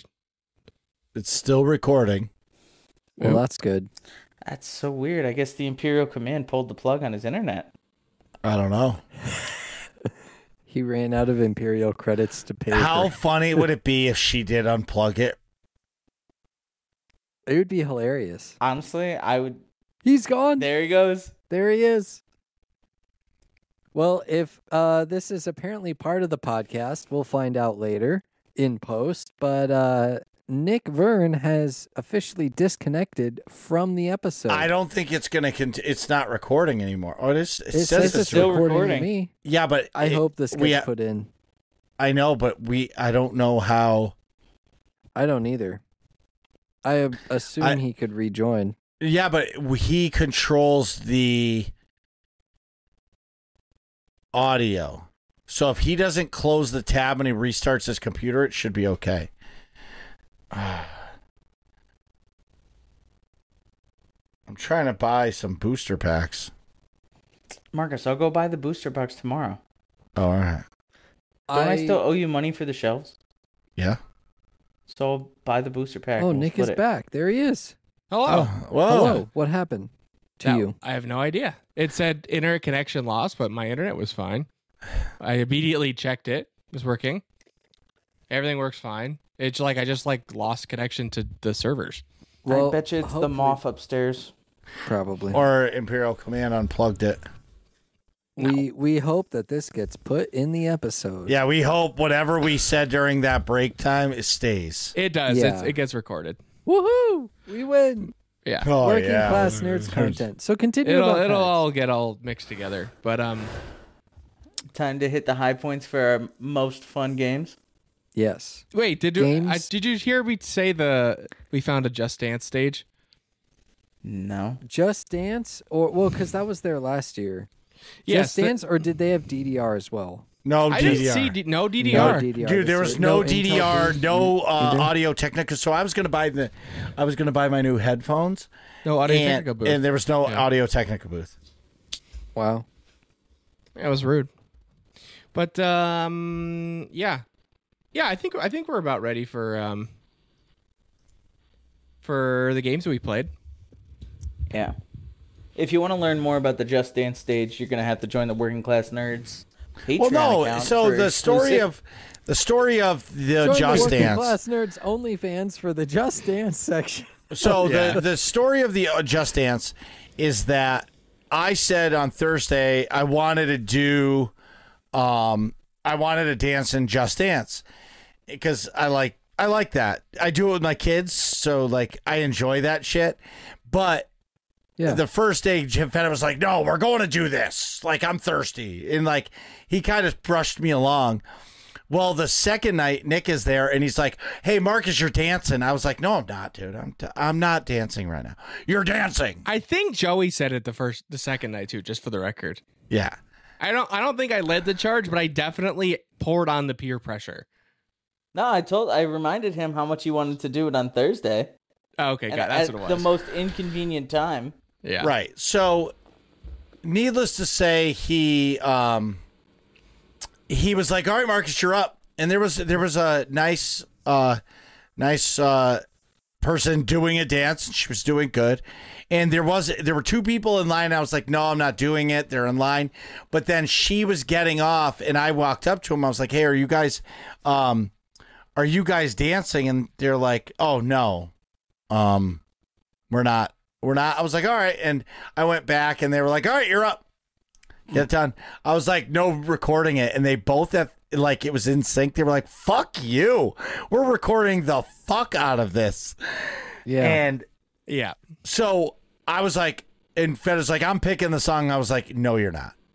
I'm going to pick a song that I can do so I don't fucking die from breathing heavy." I get Remember it. that? What you? Yeah. Windows Defender said there's no threats on my computer. All right. Why that decided to pop up right now, I have absolutely no idea. It's because you don't turn on your computer except for the podcast every week. So it's like getting everything out. That's entirely there's not true. wa- I turned it yeah. on Tuesday. That's not true. Tuesday for the ASMR videos. Oh, yeah. Yep. Oh, and then when Yesterday I had to complete my Imperial training courses, online modules. That's the word I was looking for. You also forget that every day there's an Imperial Command scan that Yes. goes through. You have to scan your sphincter. Yeah. Well, Oh, wow. Anyway, so meanwhile, back at the ranch, I decided I did this Just Dance. So I got up on stage, and these two motherfuckers are talking so much shit. They're talking so, like, I could see them talking shit to each other, and then they started to laugh and make fun of me while they were recording because I saw the video after. But I know how I to need a play the copy of game. that. Bro, it's all about hand movements and fucking body movements, right? I crushed the song that I did. 5 stars, baby. Bam. Yeah. Nice. He did. Yeah, like High five. 30 Yeah. seconds into Bam. this dance, You we can hear- kind of yeah. stopped laughing, and we were like, "Wow, he's fucking killing this right Yeah, now." you in the video you could hear us like laughing. Oh, this is stupid. Oh, Marcus is embarrassing. Whatever, that type of like energy. And then like over this 30, 45 seconds or so, we start dawns on us that the game's just going perfect. Yeah, killing it. You're on fire. Yeah. Muy caliente. Combo. Yeah, and then I think Joey made the first comment. Wow, he's actually doing really good. So, And so needless to say, and while I'm doing this, people are starting to come around the stage and watch me do it. Yeah. And I'm like, oh no. And I picked the perfect song because it was a lot of like belly gyration and like, it was definitely like the perfect fat guy song. Yeah. So needless to say, I got a perfect 5 stars. I did have a crowd clap for me. Yeah. See, now I wish I went just for that. I would have joined you 100%. Oh, dude, Those I like dance that. games are the way to go. Yes, dude. Next year, you'll have it. We'll do it. Yeah, we'll do it because I like that, and then we'll make these 2 idiots do it too. Oh yeah. Well, no, we'll we can do it the whole time. We'll crush them. Yeah, and the other thing is we can also do a quick like 2-second sound of the song.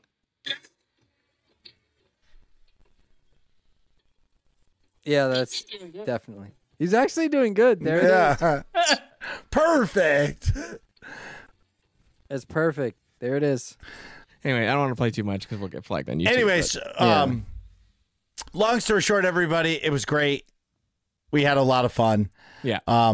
We did get to play a lot of games. Real quick, Joey, your favorite video game or favorite game of the convention? It does not have to be a video game.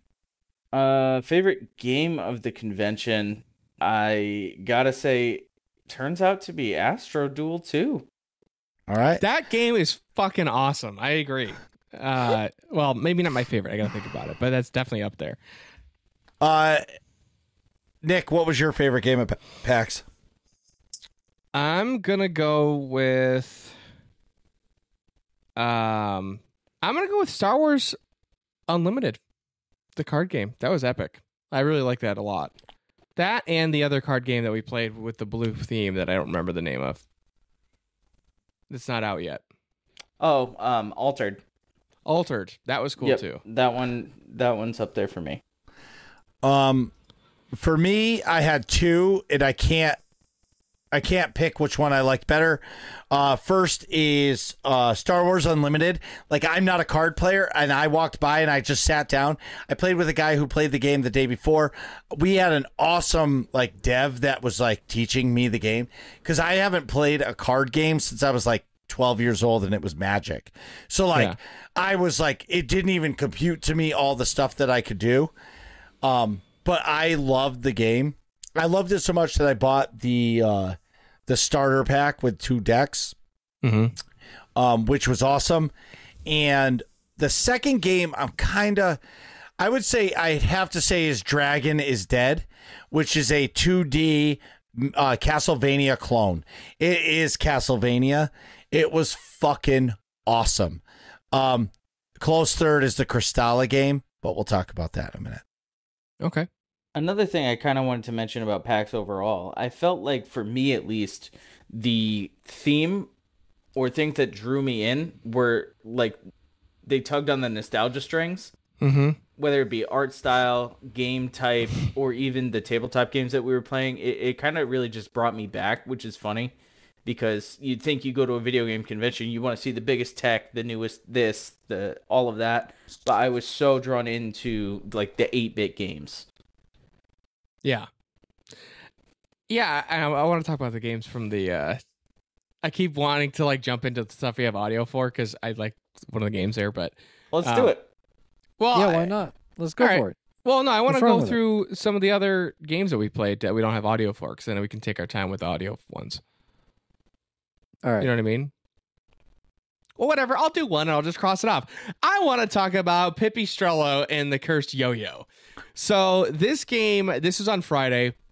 You guys, I think, must have played it the day before because I did. Yeah, Marcus did, because you go over and go, dude, I think Joey and I were free and like looking for something to play, and Marcus was walking by too. He's like, dude, you got to play that game. Go play that game. And it's like a top-down 8 or 16-bit, I don't know the graphics, like dungeon crawler. Reminds you of something I'd play on like Super Nintendo. With like some platforming elements, but you attack with like the story's a little bit cheesy. It's definitely cheesy, but that's not the point. The game mechanics are what's wicked fun. You attack with a yo-yo, and imagine like the attack mechanics of like the older Zelda games, like oldest Zelda games, where you like, you're looking from above and you turn your character, the 4 cardinal directions, and your attacks go wherever you're looking. Well, with the yo-yo, you have your regular yo-yo attack, it goes out, but you can also have like special attacks, so you can charge it up and like do like a multi-attack, or you can throw it, and then the cool thing is if you bounce the yo-yo off a wall that's angled, it'll bounce and then get longer and just keep going until it hits the next angled wall. So you can like use the angled walls to like string hits together against enemies, like around corners and stuff. Or get like keys that are like buried around corners. And solve puzzles to like progress through. By bouncing it properly to hit a switch, and then this other walkway opens up, and then you can bounce it over there, and then that lets you get the key, and then you got to redo the switch to get back. I sat down like rolling my eyes a little bit at the story because it's an indie game. You know what I mean? It's like they wanted to make the game for the mechanics, and they're putting a story around it, but it was still engaging, right? It's like there's a story where there's magic involved, and there's these like power gems or something that like steal your aunt's soul, and your aunt's soul gets trapped in the yo-yo. That's how your yo-yo gets mystical powers. You got to go essentially collect the infinity stones that are all the fragments of your aunt's soul to get her back, and the bad guys have it. So you got to go beat the 5 bosses or whatever to get your aunt's soul back. But like the game mechanics were so fun for me. Like, I never play a game like that ever. To Marcus's point about the reason why he loves PAX, and Joey too, all of us, you play games that you would absolutely never play before. And I would absolutely have never ever played this game before in my life. And I had a absolute blast to the point where like I'm gonna buy it. Like that game, it was so fun. It brought me back to like playing games on the Super Nintendo or Sega Genesis when I was like going over my neighbor's house after school as a kid. But also challenged me and was engaging in a way that like it wasn't just the nostalgia that fueled me. It was actually really fun gameplay. And like the puzzles were just challenging enough to like make me think while I was sitting there playing. I loved it. Perfect example of like a 8-bit game that was or 16 or what. I don't fully understand which category of graphics it was. I think that one's 16. Yeah. So fun fact, it's not the bit of the graphics, it's actually the music. Oh, no kidding. That's how they determined. Yeah, like 8-bit and 16-bit is it's like the, I don't know, however many bits they could use for the music because of how long ago the technology was. That's interesting. They were using bits and bytes instead of megabytes and gigabytes and all that. Yeah. Oh my God. What? Mm-hmm. So I'm looking at Star Wars, the Unlimited cards on eBay. The Boba Fett card, not foiled, $65. Right, yep. I have that card. You have the Boba Fett leader card? Yeah. What? When did you pull that? That was out of one of the packs. My pack. Dude, that's rare. But anyway, sorry, I broke up our party. But yeah, I was just talking about Pipistrella. Marcus, what'd you think of it? So I played it on Thursday, and I'm the type, that's why I love PAX, is I love sitting down and just playing anything. I always say, if there's an open console, I'm going to give it a try. I'll give an example. I went to play this game, and it was an RTS, it was like a hexagon tactical game. I literally held the controller for 12 seconds. The developer said, "Hey, how are you?" I said, "Great." I put the controller down and said, "Thank you very much." It just wasn't my style of game. Yeah. But that's what's awesome about playing at PAX is like I play games that I don't want. The Pipistrello was a lot of fun. They had a huge piece of wall art on the wall, and it was right next to a couple other games that I really wanted to play, and those games weren't available, so that's how I ended up playing it. And then as soon as Feta and Nick were there, I was like, you guys have to play this game. And we did. Yeah, well, I did. Joey, Feta just watched, but the second game. Did you play it? No, I didn't. Then there was a line behind me, and I was like, I felt eyes staring in the back of my head, like, don't screw up this puzzle again. We want to play. There was another game that I used to play when I was a little kid. It was Super Nintendo. It was NHLPA hockey. And somebody kind of like redid that game, but it's called tape to tape hockey. It's a complete arcade style game. I've heard about that. Bro, it is so good. Like, I played it against the guy. He was the golfers, and they're all like dad joke meme names for golfers. And I was like the punk rockers. And like one of the guys had like a mohawk sticking out of his helmet. It was fucking hilarious. It was so much fun to play. And like, I looked on the PlayStation today to see if they had it, but they don't. It's really quick. It's on Steam. According to Steam, the release date is May 3rd of 2023. So like it came out early access last year. Right. I have the card. I'm going to reach out to the devs and see if I can get a copy of it. Yes. And if you do, let me know because I will 100% play this with you. I'm just going to ask them for 2. There you go. Why not 3? Well, I could ask for 4. It's up to 4 people co-op. I just don't know if it's couch co-op or multiplayer. That's the only thing I don't know. We're good. It is. Yeah, it is. It's you can do remote play together and then Shared split screen PvP, shared split screen co-op. co-op. So you can play 100%. Sweet.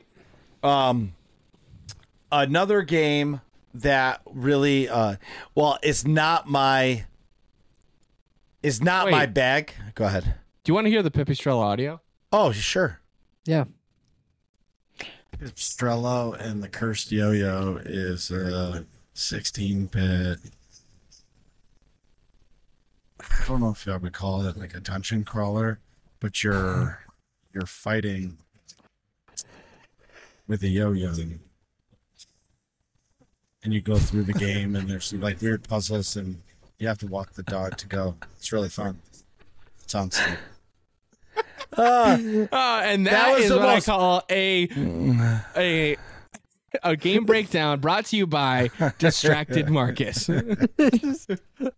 Well, I was trying to. God No, it was because That's the worst one. That's why I wanted to go first. Well, yeah, but that's It was okay. more of a joke. It's more of a joke. Yeah, but that's okay because like I didn't know how to describe it, but I wanted to get the audio, and Nick was fucking babysitting a puppy, and fucking Joey was balls deep in a crocodile game.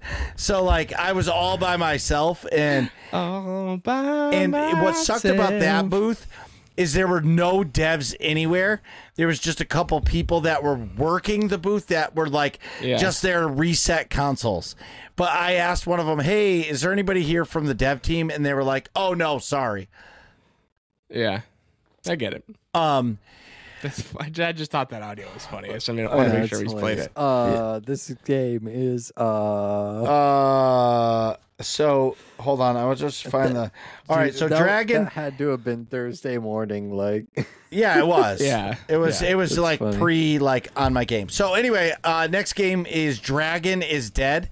Is basically a Castlevania clone. Yep. It's made by PM Studios. Early access is June 7th, 2024, so it's not out yet. The game is fantastic. Like, I think I watched people play that game more than I actually got to, because every time I went to play it, there was like 4 people in line and I wasn't waiting anymore. I had a shit ton of fun with it. The other game that I want to bring up real quick is the Dune MMO. Doom MMO? Dune. Dune MMO. Dune Awakening, I think it's called. So originally they were supposed to have a playable demo of it. And when we showed up, it was just a stage with a video of like the trailer and showing like landscape views. And you could buy merch and like enter and take a picture in front of like you could take a picture in front of the like the green screen. So for me, it was just like meh. Like it kind of like pop, like you pop the balloon and watch it go flying. Yeah. I get it. You know? Yeah. Yeah. One, I'm going to jump over to the board game side. There's a game called Crocodile, and you're on like a 2-foot round board, and it's got like little pegs in it, and there's a little hole in the center, and you like flick these like thick quarter-size wood, I don't know what you would call them, pieces. Pucks. Oh, yeah. And it was a shit ton of fun. It reminds me of like paper football mechanics. Like trying to flick it. Okay. So it's a nice. Canadian game. It's based off of like shuffleboard, and it's kind of exploding in popularity recently. Largely due to a lot of people playing it on TikTok kind of thing. Yeah. Because it's so satisfying Viral. to do. But it's basically shuffleboard with your fingers, and it's like PvP. You have 8 pucks apiece, and then you kind of try and get the high score. Head-to-head dueling. Yeah. Exactly. It's like, it feels like, because it's circular, the way you're aiming for, it's like shuffleboard meets like curling. Oh yeah, it's a ton of fun. Yeah. When you get a 20-pointer, you're like, I'm the man. Let's go. And then when you flick it and it hits nothing that you wanted to, it's the opposite feeling. And that happens more often than not if you are me when you're playing. I'm not a good puck flicker, as it turns out. I can flick the bean really well, though. Yeah, but not the pucks. What else did you play, Marcus? Let's see here. I don't really think I played any. Oh, What? of Just the kidding. board games? Yeah. There was a game called Scopie, Skopie. It's a first-person shooter game, but it's like got the same art style as Borderlands, kind of. I Ooh, played through a nice. level, huh? Nice. Yeah, I it was. like Borderlands. Yeah, it wasn't a looter shooter. I don't think. I didn't get. Well, I mean, I like the style. Oh Sorry, yeah, I should've said yeah, style. yeah. It's cell shaded. That's what I wanted to say.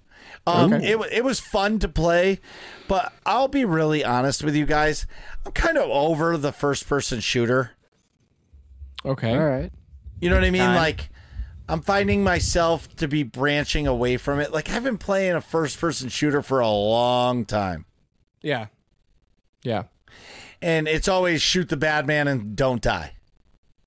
Yeah, Then again, that's every game, right? Pretty much. except Counter-Strike. I mean, it is shoot bad man, but And don't there's die. tactics. It's Yeah, but mostly don't at die. the end of the day, Counter Strike is still a standard issue first person shooter. Just it's very tactical. Yeah. You have a grenade, a smoke grenade, a Molotov cocktail, and a gun. in your Like the PPUs. Or a knife. mechanics are different, but it's not fast paced. It's way more tactical. But at the end of the day, it's just a standard issue first person shooter, but really hard. It's the Elden enough. Ring of first person shooters. True. Yeah, there's so many games.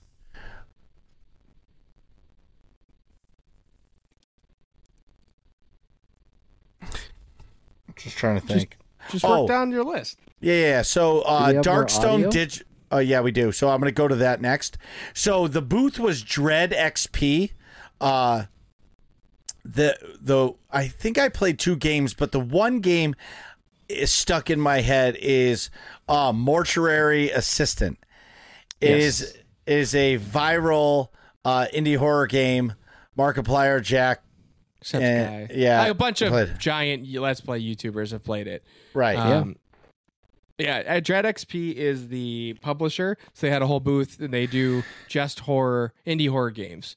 And then I forget who he talked to, but Marcus talked to Well, someone from Dread Brian XP, and I Clark. believe Brian Clark, yeah, and he made Mortuary Assistant. Right. So I asked him because I was very honest. Like, I don't play horror games, but like the booth was cool and I saw an open seat, so I started to play it. And let me tell you, if you work or own a funeral home and your job is to embalm people, you are a different breed of human.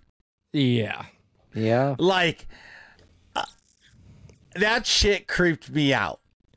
Oh yeah, big time. And like, I didn't even get a jump scare, but like, I'm thinking about dead person, and then the person coming to life and go, you know what I mean? Like the whole time, because like it's a video game, it's gonna, but like in real life, there's no way. Yeah. Anyways, I actually spoke with Brian. He created that game, so it was awesome to chat with him. If I sound like an idiot, it's because I don't play horror games, and like I don't really care who Markiplier is. You know what I mean? Like that guy. How dare you? Well, no. He's probably a great content creator, but like I don't watch his stuff. Like that's not. How dare you, sir? That's not mine. Hello, everybody. It's Markiplier, and welcome to another video. All right. Well, with that, here's Brian Clark and Marcus from Dread XP talking about their booth at PAX. I'm here at the Dread XP booth. Can you talk to me about who you guys are, what you guys do, and all the games that we have here at PAX East? Ooh, well, Dread XP is a indie horror game publisher. We're focused strictly in the indie horror space. Basically, our main focus is to give smaller indie developers a platform that they normally wouldn't have. Hunter and I have been working really hard to bring some new things to the table where we'll hopefully be able to take even smaller developers and get them through the process of working with a publisher without it being scary, and give them points that are not what you would have for like $1 million project games, but would be much smaller, and also be able to do these mid-range games as well that are a little bit higher budget and kind of cover that whole band. The things that we brought here today, I think, are kind of indicative of that. We have Heartworm, who we have just signed recently. This is a very cool survival horror game. It's sort of like Silent Hill, Resident Evil inspired. It reminds me a lot of Resident Evil 1. Yeah, it's an insanely fun game. They're doing an amazing job. The developer's going to be here tomorrow, so yeah, worth coming back by. We also have Mortuary Assistant over here. Just played it. Yeah, well, that's my game. All right. So so the console port is happening soon. It's going through the cert process with with Microsoft and Sony, and that can take a million years. But there's also the definitive edition on PC there. So a lot of like fixes and new haunts, and there's embalming only mode and all sorts of stuff there. Then we also have Dread Delusion, which is sort of almost like a Morrowind inspired. I just played that. Yeah. And then we have a new edition, the Grimoire of Games, which is a cycler sort of thing, almost like a MAME cabinet, where it is every game that we've ever published. So you can sit down and you can cycle through the games. It'll play the trailer. There's a QR code that'll take you to the Steam page. If you hit play, you'll be able to play the game. So people can play anything from like Sucker for Love 2 demo to the Dread X collections. Mortuary Assistant's on there. Heartworm's on there. My Friendly Neighborhood's on there. So that's sort of what I'm talking about, where it's like a lot of publishers, I think, they have a couple games that they bring that are like the things that are new and up at the front. And we want to do that too, obviously. We have games we want to highlight, but we also want games that maybe never would have been able to come to PAX, right? Now they have a presence at PAX and it's of no extra cost to the developer. We take care of that. Why would we pass that on to them, right? So where did your inspiration come from? Mortuary Assistant. So just for the record, as soon as I walked through the door, instantly creeped out. Yeah. Okay, good. First of all, I'd love to hear it. So for Mortuary Assistant, it's actually weird because I did a self-induced game jam. I was like, I'm giving myself 7 days to make something. I don't know what. I want to make a horror game in a short period of time. I was working on another game and I wanted to break. I wanted to kind of just reset my brain, right? I got to do something else. So I was like, well, it's got to be small because I don't have a lot of time. So tiny room, what's creepy in a tiny room? Dead bodies are creepy. Why would you be alone in a room with a dead body? It's like, then I had to kind of do research on what professions might do that. And it's like, oh, well, embalming makes a lot of sense because you're by yourself doing this work. So yeah, so I was like, all right, that works. And so I ended up setting up this little prototype where you got a dead body in the room and all you do is collect a few things, a few scares happen, and then the body wakes up and creepy things happen, and that's it. And I was like, super fortunate that it gained a lot of traction with like Markiplier, Jacksepticeye, and like big YouTubers. And from when that happened, I was like, oh no, because I was already working on this other game. So I was like, this is the game I should be making. I need to do that but I did the right thing. I finished that game. I finished the game I was working on, and then moved to Mortuary Assistant. But that's how it happened. I'd love to be like I had some far-reaching foresight where you'd be like, oh, this would be a great concept, but really it's just born from putting my back against the wall and then figuring out what I would do with it. And that's what came from it. And then all the story and stuff, I just knew that I'd need to provide a lot more than just a dead body in a room. So that's where I took a lot of time to really drill into like the lore, the demonology, you know, who is Raymond, who's Rebecca, and how do I structure the game to kind of show that story. And that's where the bulk of the work came in, right? It was like then actually making it into a full game, trying to figure out how you turn that into a full experience. Can you tell me who you are again and what you do? Brian Clark. I am a solo game developer and a co-director of Dread XP. So yeah. Boom. There Marcus, it is. You didn't sound like any more of an idiot than you usually do. I know. You let him talk. That was great. I love to hear his perspective being, you know, like a small guy or like a small indie dev, one guy just making a game of like, okay, well, what's creepy? I've got one room, one you know, like bodies. Why would there be bodies? That's great problem solving. And I don't know, it's cool to hear from devs like that. Yeah, the game is pretty fleshed out too. Like there's backstory that gets revealed and stuff and lore, and it's interesting and fucking creepy as shit. And there's multiple endings and stuff. Like, yep, the game has since been very fleshed out. But I enjoyed it. I'm excited to get Brian to come on the podcast and talk more about, you know, being an indie dev and, you know, what it takes and like the grind and talk about his games. I'm excited for that. Next game is called No Love Lost. It is free to play. It's an extraction shooter. It's a PvPvE extraction game for 1 to 10 players. You compete against the enemy crews to harvest as much nectar as possible before night falls, but watch out, you're not the only one roaming on the planet. And the art style reminds me a lot of Fortnite. All right. I played it for just a couple minutes. I'm not a big like over the shoulder third person kind of player, but right. You know, it was fun. I'm going to move along because we have so much to talk about. No, we really don't. Beat Slayer was one that I found. It's a rhythm game. It's like a horde mode, I would say, dungeon kind of crawler.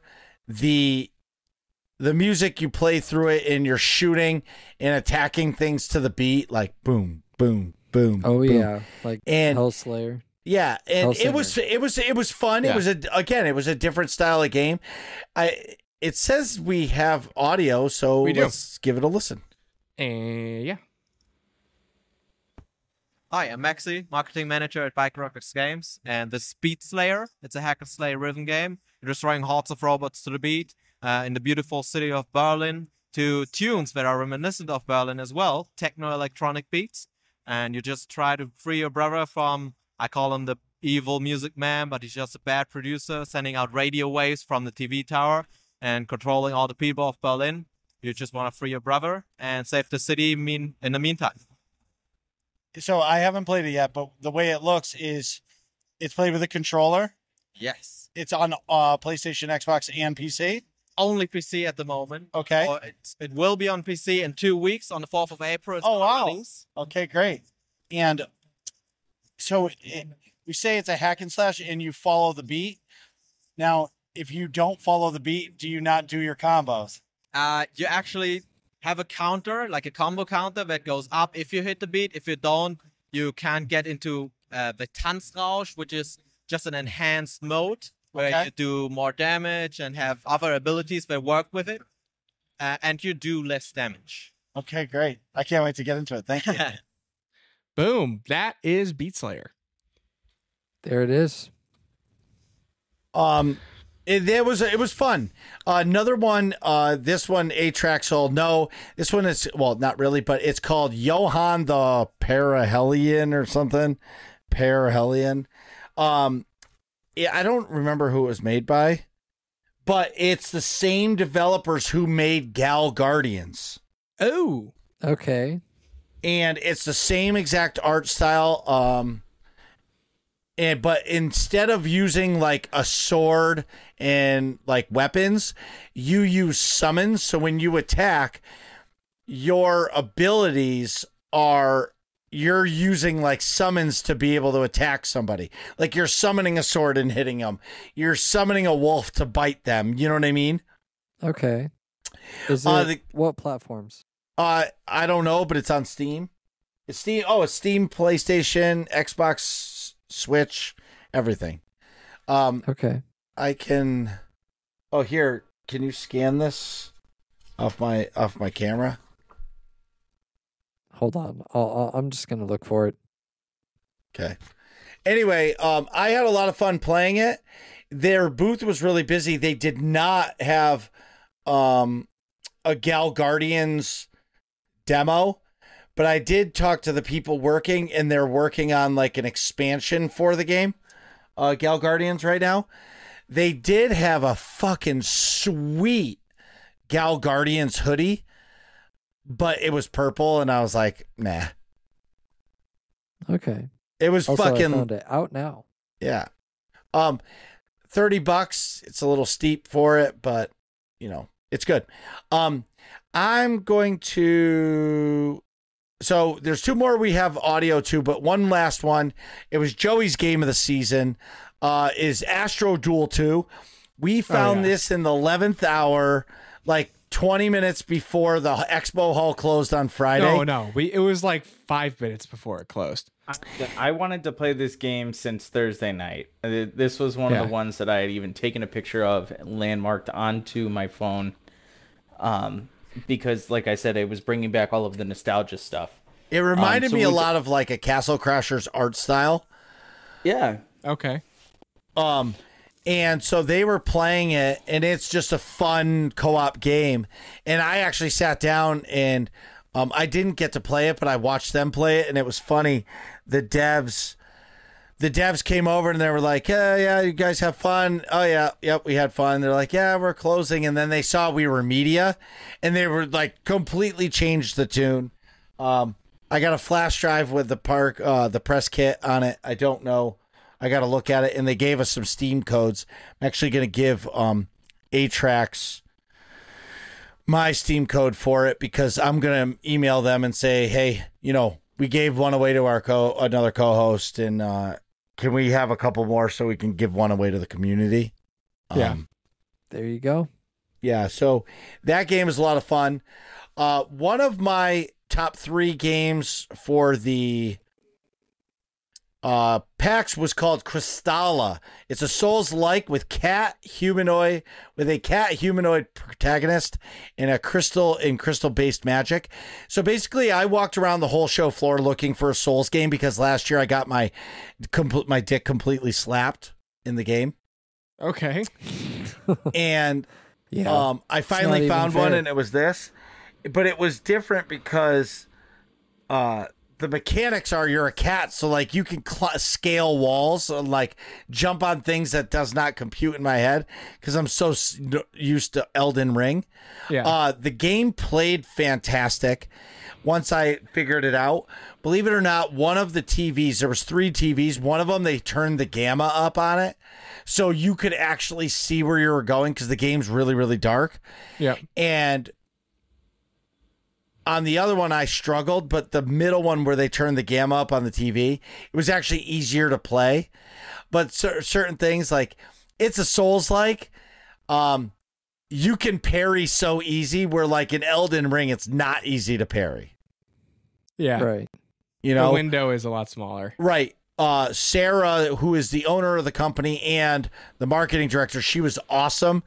And we actually got to chat with her on Friday. I played it on Thursday really quick, and she wasn't there, and I scheduled an appointment with her, but she ended up coming back and asked if, do you want the interview now? And I said, no, we can wait till tomorrow, because, Nick was going to be there and stuff, and it was great. You want to play that audio? I do. Here we go. Yeah, so my name is Sarah Schaffstall with Astro Clock Tower Studios. I'm one of our 3 owners, and then I also am our marketing director, so I handle everything with the brand. And we are here at PAX East exhibiting Crystalla. It's our first title, a dark fantasy action RPG for PC and all major consoles. Would you consider it a Souls-like? We definitely tag that on. There are a ton of Souls-like elements. We like to say it's most like Sekiro as far as the quick agile combat. There's also a balance meter similar to how poise works in Sekiro.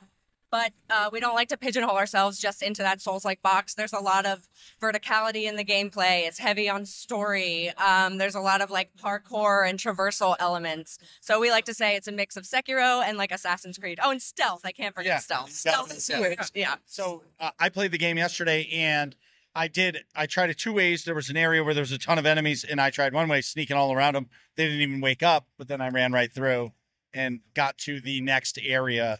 And it was definitely a different experience, but let me think of the right way. All right. You're playing as a cat. Correct. So how did that come to be? Well, first of all, my two business partners were our former vet techs, so they're huge on cats in general. We are all cat people. But then we started thinking about, Elden Ring came along and added jumping and some of the traversal stuff. But before that, we were like, there's not a lot of Souls-likes that have some of these different elements. And with a cat, you can really have those types of skills. Like in Crystalla, there's pole swinging, there's wall jumping, there's climbing and all this other kind of stuff. So we thought that a cat really lends itself well to not just that traversal element and the stealth element, but also to just that quick agile combat. I got lost because I got to a point and I'm like, I don't understand where I have to go because I'm not used to such verticality in a game. And then I was like, wait a minute, I can jump on these wires. Wait a minute, I can do this. Oh, now I know. And you can progress right through. What's the backstory of the game? So it's always hard for me to put this in a nutshell, but essentially there are these a magic rock that fell into the planet of Ylor. It segmented into 6 shards, and it was around each of these shards that our clans of cats were formed. So there are 6 clans of cats you can play as in Crystalla. Each one has a different magic specialty. So our demo just features our one clan, our nature magic clan, but there'll be 5 others. And so what you're trying to do in the game is you're trying to embark on this journey. It's called your Raksaka Proving, to master the magic within each of those 6 crystals. So you have to master all 6 magic specialties. If you do that, you join ranks with the Raksaka warriors. They're like the world's most powerful mages, if you will.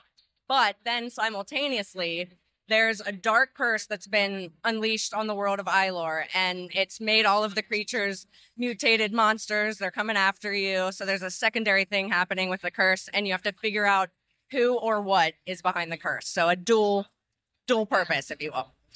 Oh my God. Is it an open world? Is it more linear? How does the gameplay flow? Yeah, so we actually like to say it's a mix of compact and open levels. You'll experience the levels linearly, you'll get to each one after the other in the way that we want you to. But there'll be things where you can get a quest where you have to return to a level, or you'll get a new skill that'll open up new areas to explore. But then within each level, some of them are more compact, and then we'll have some that are very much more open world. In our Kickstarter, we unlocked a stretch goal for canine steeds. So in those more open world levels, you can get a ride on a dog as a cat, which is ridiculous but amazing at the same time. Yeah. All of us have a dog at home, and then you have a cat, and you always think about it. You think you ever jump on top of each other and run through the house? Amazing. How long would you say the game is? How long? Oh, it's hard to say right now.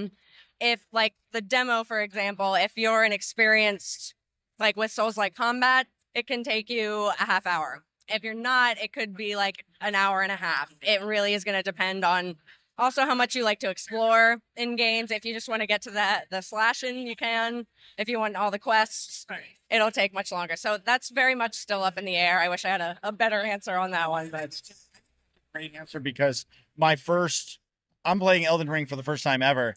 And in the beginning, I think my first 30 hours was me just hitting my head against the wall against your standard issue soldier. But now I feel like the progression is starting to come. So I do understand that.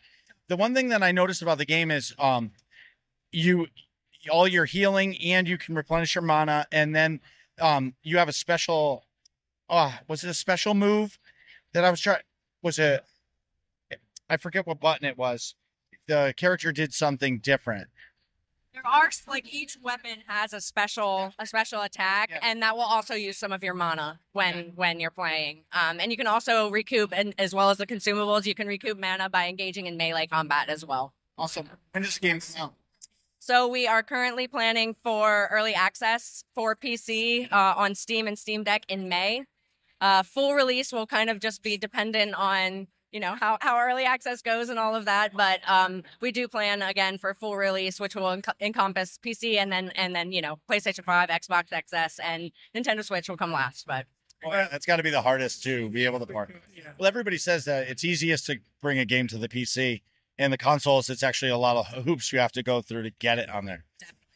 Yeah, you have to get like dev kits to even be able to port and do all that. But I've heard actually that it's not that bad to take a game from Unreal Engine 5, which is what we're using for Crystalla, and then port over to PlayStation. I don't know how it goes for Unity, but I've heard that at least for our engine, Unreal, that it's not so bad. Yeah. Thank you so much. Yeah, thank you guys. I really appreciate it. So here, I actually asked a follow-up question about how the start of the game goes. More specifically, I asked if you pick one particular clan of magic, and then you go play through the game and master all the other magic styles, do you start with your own style of magic, or do you get to learn all 8 styles as you play, no matter which you start with, or how does that work? But Marcus didn't record it because he thought the interview was done. So anyways, here's the answer to that question. That's a great question, Nick. So you'll start in your clan capital, whichever clan you pick. It's not set up right now. We didn't get to that yet, but and then you'll always warp to the first level again that we want you to go to. Okay. And to like master the magic, of course you get through the level, but then at the end there's a shard guardian. It's essentially this like crystalline being that the sacred crystals like create. Yeah. And so you're essentially like fighting yourself. It's going to be like a crystal being that looks like you. Oh, and so, almost like Dark Link and which all the game. Wind Waker. Yeah, and we're thinking about them kind of like the Valkyries and God of War. They won't be as difficult, but that kind of a thing. So that's once you beat the Shard Guardian is what we call them, then you've mastered that clan's magic and you can move on. Yeah, so it's basically your ultimate boss of that area. Correct. Correct. Yeah. And as you master each shard, I keep forgetting it's important. I'm sorry. There's so many like terms and like it's insane. Do you learn like more moves like of that style, or do you keep your like initial clan's like move set essentially? Yeah, so you'll always have like your clan magic, but there are like non-clan specific spells and stuff as you go. Okay. But yeah, you retain all the skill. Cool. I guess I didn't ask. So I remember I saw some armor upgrades. Will there be weapon upgrades throughout? Yeah. And can you upgrade each individual weapon, or is it going to be, hey, your weapon is +3 attack and +3 magic, but once you get the next level, you just throw that one away? I believe, I'm sorry, and I'm not game designer, so I don't have all the stats off my head, but I believe that you can upgrade all of them. I believe that could be an incorrect stat. We will not hold you to that. Yeah. That's all I had, anyways. Great. Yeah. We can try it. Thank you. Of course. So I'm just going to say something else about this game. I had a shit ton of fun playing this game. I'm actually going to send an email to Sarah and see if I can get into the Content creator program. Or not even that, just get a copy of it so I can start playing it. The last audio track we have is Fetta, myself, and Nick's deck building Magic the Gathering style game, which is called Star Wars Unlimited. It just came out. It's fucking awesome. It's really fun. Let's listen to that, and then we can talk about it a little bit. I'm Xander Tabler. I'm the Community Engagement Specialist for Fantasy Flight Games. Absolutely. I'm Joe, Working Class Nerds. So we have questions for you about Star Wars Unlimited. Brand new trading card game, flying hot off the shelves, had some overwhelming success in the past couple of weeks since it's been out. Tell me what it's been like these first couple of weeks as the game is released to the public. It's been incredible. The community around the game has been phenomenal. They've been talking about all the different types of communities they're building in their own space, which is so cool to see compared to, before it was a lot of online, we had discussions and things, and now people are getting into the stores, buying boxes, playing draft, playing sealed, playing Twin Suns, trying out different ways to interact with this game in the community, and it's just been great to see, and I've really enjoyed myself getting to stores and playing weekly play, and I know we went to a bunch of launch events and pre-release events, and so it's been really incredible to get to hang out with everybody and play the game finally. Tell everybody who might not know, what is Star Wars Unlimited? So Star Wars Unlimited is a fast-paced strategic trading card game where you battle as famous and iconic Star Wars characters, and you have lots of units on the board. There's 2 different arenas, the space and ground arenas. So you're battling both on the space front and the ground front, trying to protect your base and deal damage to your opponent's base before they can do the same to you. Whenever you defeat their base, you win the game. And I think the really cool thing about the game is you also have a leader that's always in play. That's one of these iconic characters that you really love to see. And you can build this whole deck around how they work and what you want to see on the board. So if you're a huge fan of playing as like the Spectres from Star Wars Rebels, you can build a deck around Hera and include every Spectre that you want in that deck and just build out tell your own little sandbox story there, which is really cool. Absolutely. And we fell in love with it right from the start. It has that Star Wars nostalgia. It's perfect. You already told us kind of what the game is about. What is your absolute favorite aspect of this card game that sets it apart from all the others? And you can't say Star Wars. Oh man, favorite aspect of the game. I think there's 2 big ones for me that I always talk about. Is the very flexible resourcing system where you draw 2 cards to hand and resource 1 from your hand, and it can be any card. So really you can include some of those cards that have more niche uses, or hey, I only need this for this one specific matchup, but I'm going to put it in the main deck because if I see it and I don't need it, it gets resourced. I don't have to worry about having a dead card in hand ever. And I also think the aspect system is an important aspect of the game, which is you have the heroism and villainy dichotomy across cards, but then the four other aspects really set the tone for how characters and things work. And I think the designers did an amazing job setting up this color pie for how each card interacts and how it does certain things. So if you're playing Cunning Deck and you are playing Boba Fett and you happen to use a green command base, it plays completely differently than if you picked a whole nother base, like Aggression, and your deck functions in a whole new way. And we might be playing the same leader, but it's not the same game, which is really cool. Interesting. Okay. My big question, out of the starter set that you get, because it's Luke and Vader as your leader, what's your favorite card? Favorite card. Relentless is one of my favorite cards in the entire set, and I did not remember it was in the starter deck until I started playing with the starter decks after release again, and I was like, oh my gosh, this card's so good. It's a 9-cost Star Destroyer, the Relentless. I believe it's an 8/8, something like that, or 8/9. But it basically negates the abilities of the first event your opponent plays every round. Wow. And it's really fun to not have to worry about somebody vanquishing one of your units or surprise striking you or something. Like, they have to really build up to it. And once they play the first one, oh, they're probably going to play another event so they can get some use out of it. And it makes them play in a whole different way. And I really enjoy that. And it goes well in my Palpatine deck. So it's an auto include for me. Great. Thank you so much. Thank you so much. No problem. Thank you. Where can people find Star Wars Unlimited? Thank you. Star Wars Unlimited is available in your local game stores, as well as store.asmodee.com. But we really want people to go to their local game stores, build that community there, and chat with local players. And so that's where I would say to check out for the game. Thank you so much. Thanks so much. Thank you. Boom. Joey Fetta, great interview, sir.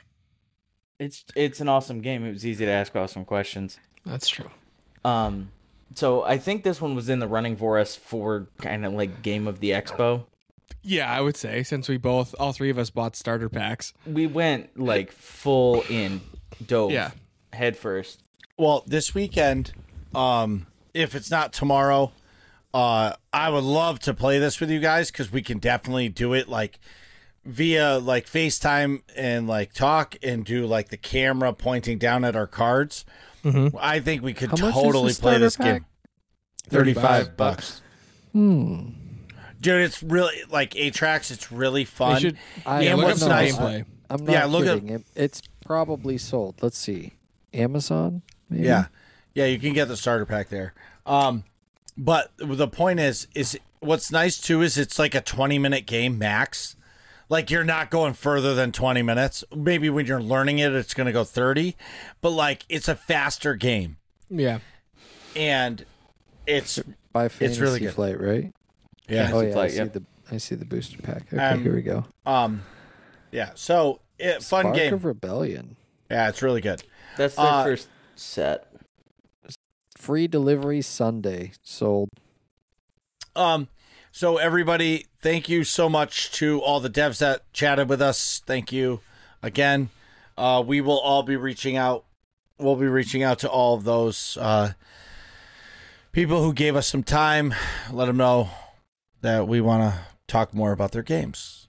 Absolutely. All right. We've been doing this for almost 3 hours, so let's get this going. You guys know what time it's for?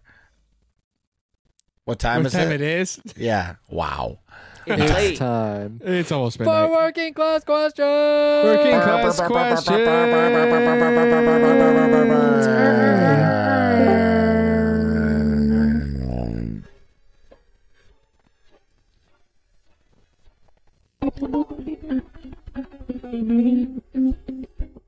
Working class questions. First one comes in from Quinn, aka Tarquin. What was your favorite part of going? Honestly, just getting to hang out with you guys and play all the games, I would say.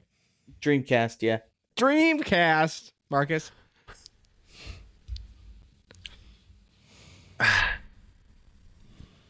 My favorite part of PAX is probably the 3 a.m. Chinese food. Like that is that is a story I've told like 7 people. Yeah. Like that is like, dude, we were watching Anchorman in our underpants eating my crab God, rangoons at yes. 3 in the morning. Yes, and then we were talking about stuffing Anchorman. each other. Yeah, That's the Anchorman, way dude. to go. I'm an anchor woman. I'm an anchor man, not an anchor woman. All right. Hey, Next question. do you want to come to the pants party, Brick? Did somebody tell you to come ask me that? Yes. And he's shaking his head no. Sobe says, yeah. Did you buy anything? Oh, Yes. shit. Yes, I did. Yes. Rapid fire. I bought 3 sets of dice. I bought an LED light up set of dice. I bought for a reasonable price. I bought a slightly overpriced Witcher set of dice that is themed with the best companion in all of the Witcher series, Yennefer. That's right, not Triss. Triss is the The Yennefer OTK. set. And I also got OTQ. I don't know. splurged on myself a little. That's a weird phrasing. I bought a sweet set of obsidian, the actual gemstone die. Nice. They're all black. They're like matte black with gloss black numbers. They're hefty and feel fantastic. I did buy stuff. I bought a couple books. Geek Therapeutics makes all those like psychology of gamings. Doc's book is going to be published by them. It's going to be called The Gamer's Journey. So I bought the last 2 books because now I own them all. I got the psychology of My Hero Academia, and I don't really like Final Fantasy, but I bought the psychology of Final Fantasy because I got a deal. So I did that, but believe it or not, I bought a lot of shit for my kids.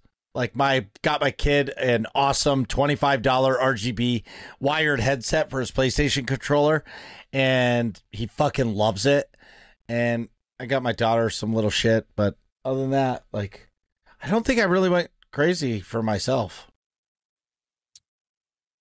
You got yourself a pretty sweet T-shirt. Oh yeah, the Elden Ring T-shirt. That thing is nasty. It's a long sleeve Elden Ring T-shirt, and I got an Elden Ring desk mat. Just to show you how much I like the game. But anyway, There you go. Go ahead, Joey. What did you buy? Stuff. I bought a lot of stuff. I got myself a couple of new board games, and I didn't spend any money on dice. But I was really thrown into the trading card game scene this time and bought a ton of trading card related things. Nice. Sweet. Sophie also asked, any fun to share or future game of the month to look forward to? I don't know, maybe not game of the month per se, but definitely a lot of fun games that we just talked about, of course. Game of the month is always fun to look forward to. Also, there was a question of did I attend PAX, but we answered that earlier. No, I did not go. Yeah. And I would say I have a couple ideas for a game of the month coming up. I want to try to do a co-op game. I'm not saying like Lethal Company, but like Astro Duel for a month, and just like set one night every week in the Discord where we're playing this game. It's $5 to buy the game. Yeah. come join us and play, even if it's for just an hour. It doesn't have to be a lot. And even Nick and Imperial Command can get an hour free to come play with the community. Yeah. I would also like to throw out there anything fun to share. Yeah, I did. I think I said this earlier, but I've been doing more games with commentary, so that's coming out more too. More YouTube videos. There you go. So he asks, any fun food or themed drinks? This is a missed market on their part. I agree. Yeah. No, we didn't hit up the food trucks like we did last year because, I mean, I think I prepped more. I brought a bunch of snacks, so I didn't have to wait in line and waste gaming time, per se. Did you guys do any? Nah, dude, I didn't think about food. I was thinking about games. Yeah, like legit, we ate a really big breakfast on Friday. At least we all ended up eating a ton, but I knew like I'm gonna overstuff myself a little bit so that I don't have to eat.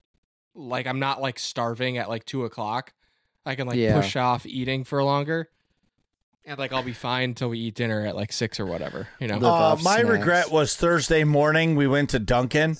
And I did not get anything to eat, so I literally ate nothing until supper time on Thursday at like 5:30, 6:00. I was so hungry I could have eaten fucking 5 burgers. You know what I mean? Yeah. So that was my mistake. But no, we just ate good food.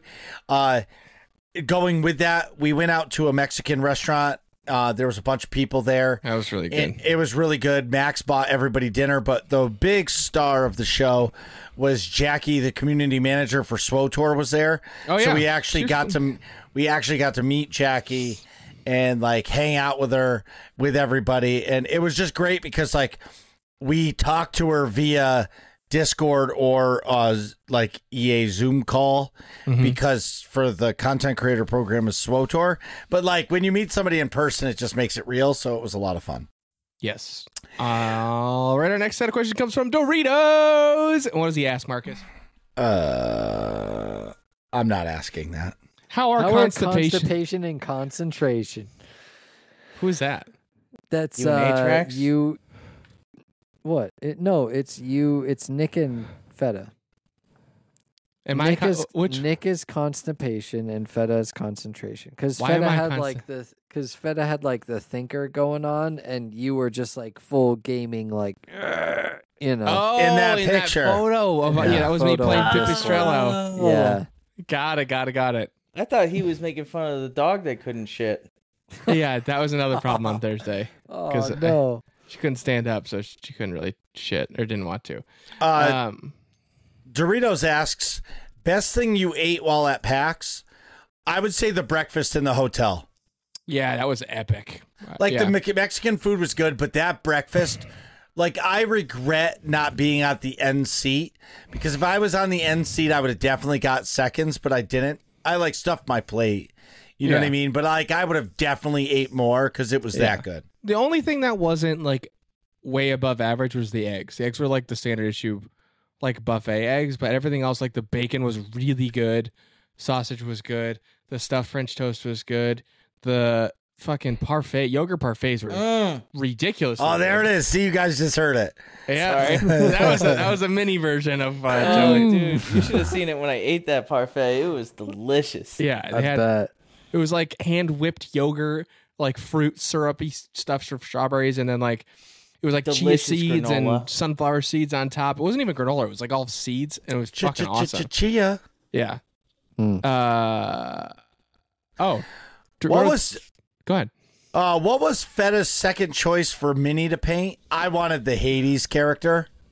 I know a lot of people wanted the Hades character, including my wife, but that was actually my least favorite. So, thankfully, the Ancient Jackal won out. But I guess my ultimate choice was the mini that was labeled as Kron, which was this really cool Geralt-looking barbarian kind of guy. Yeah.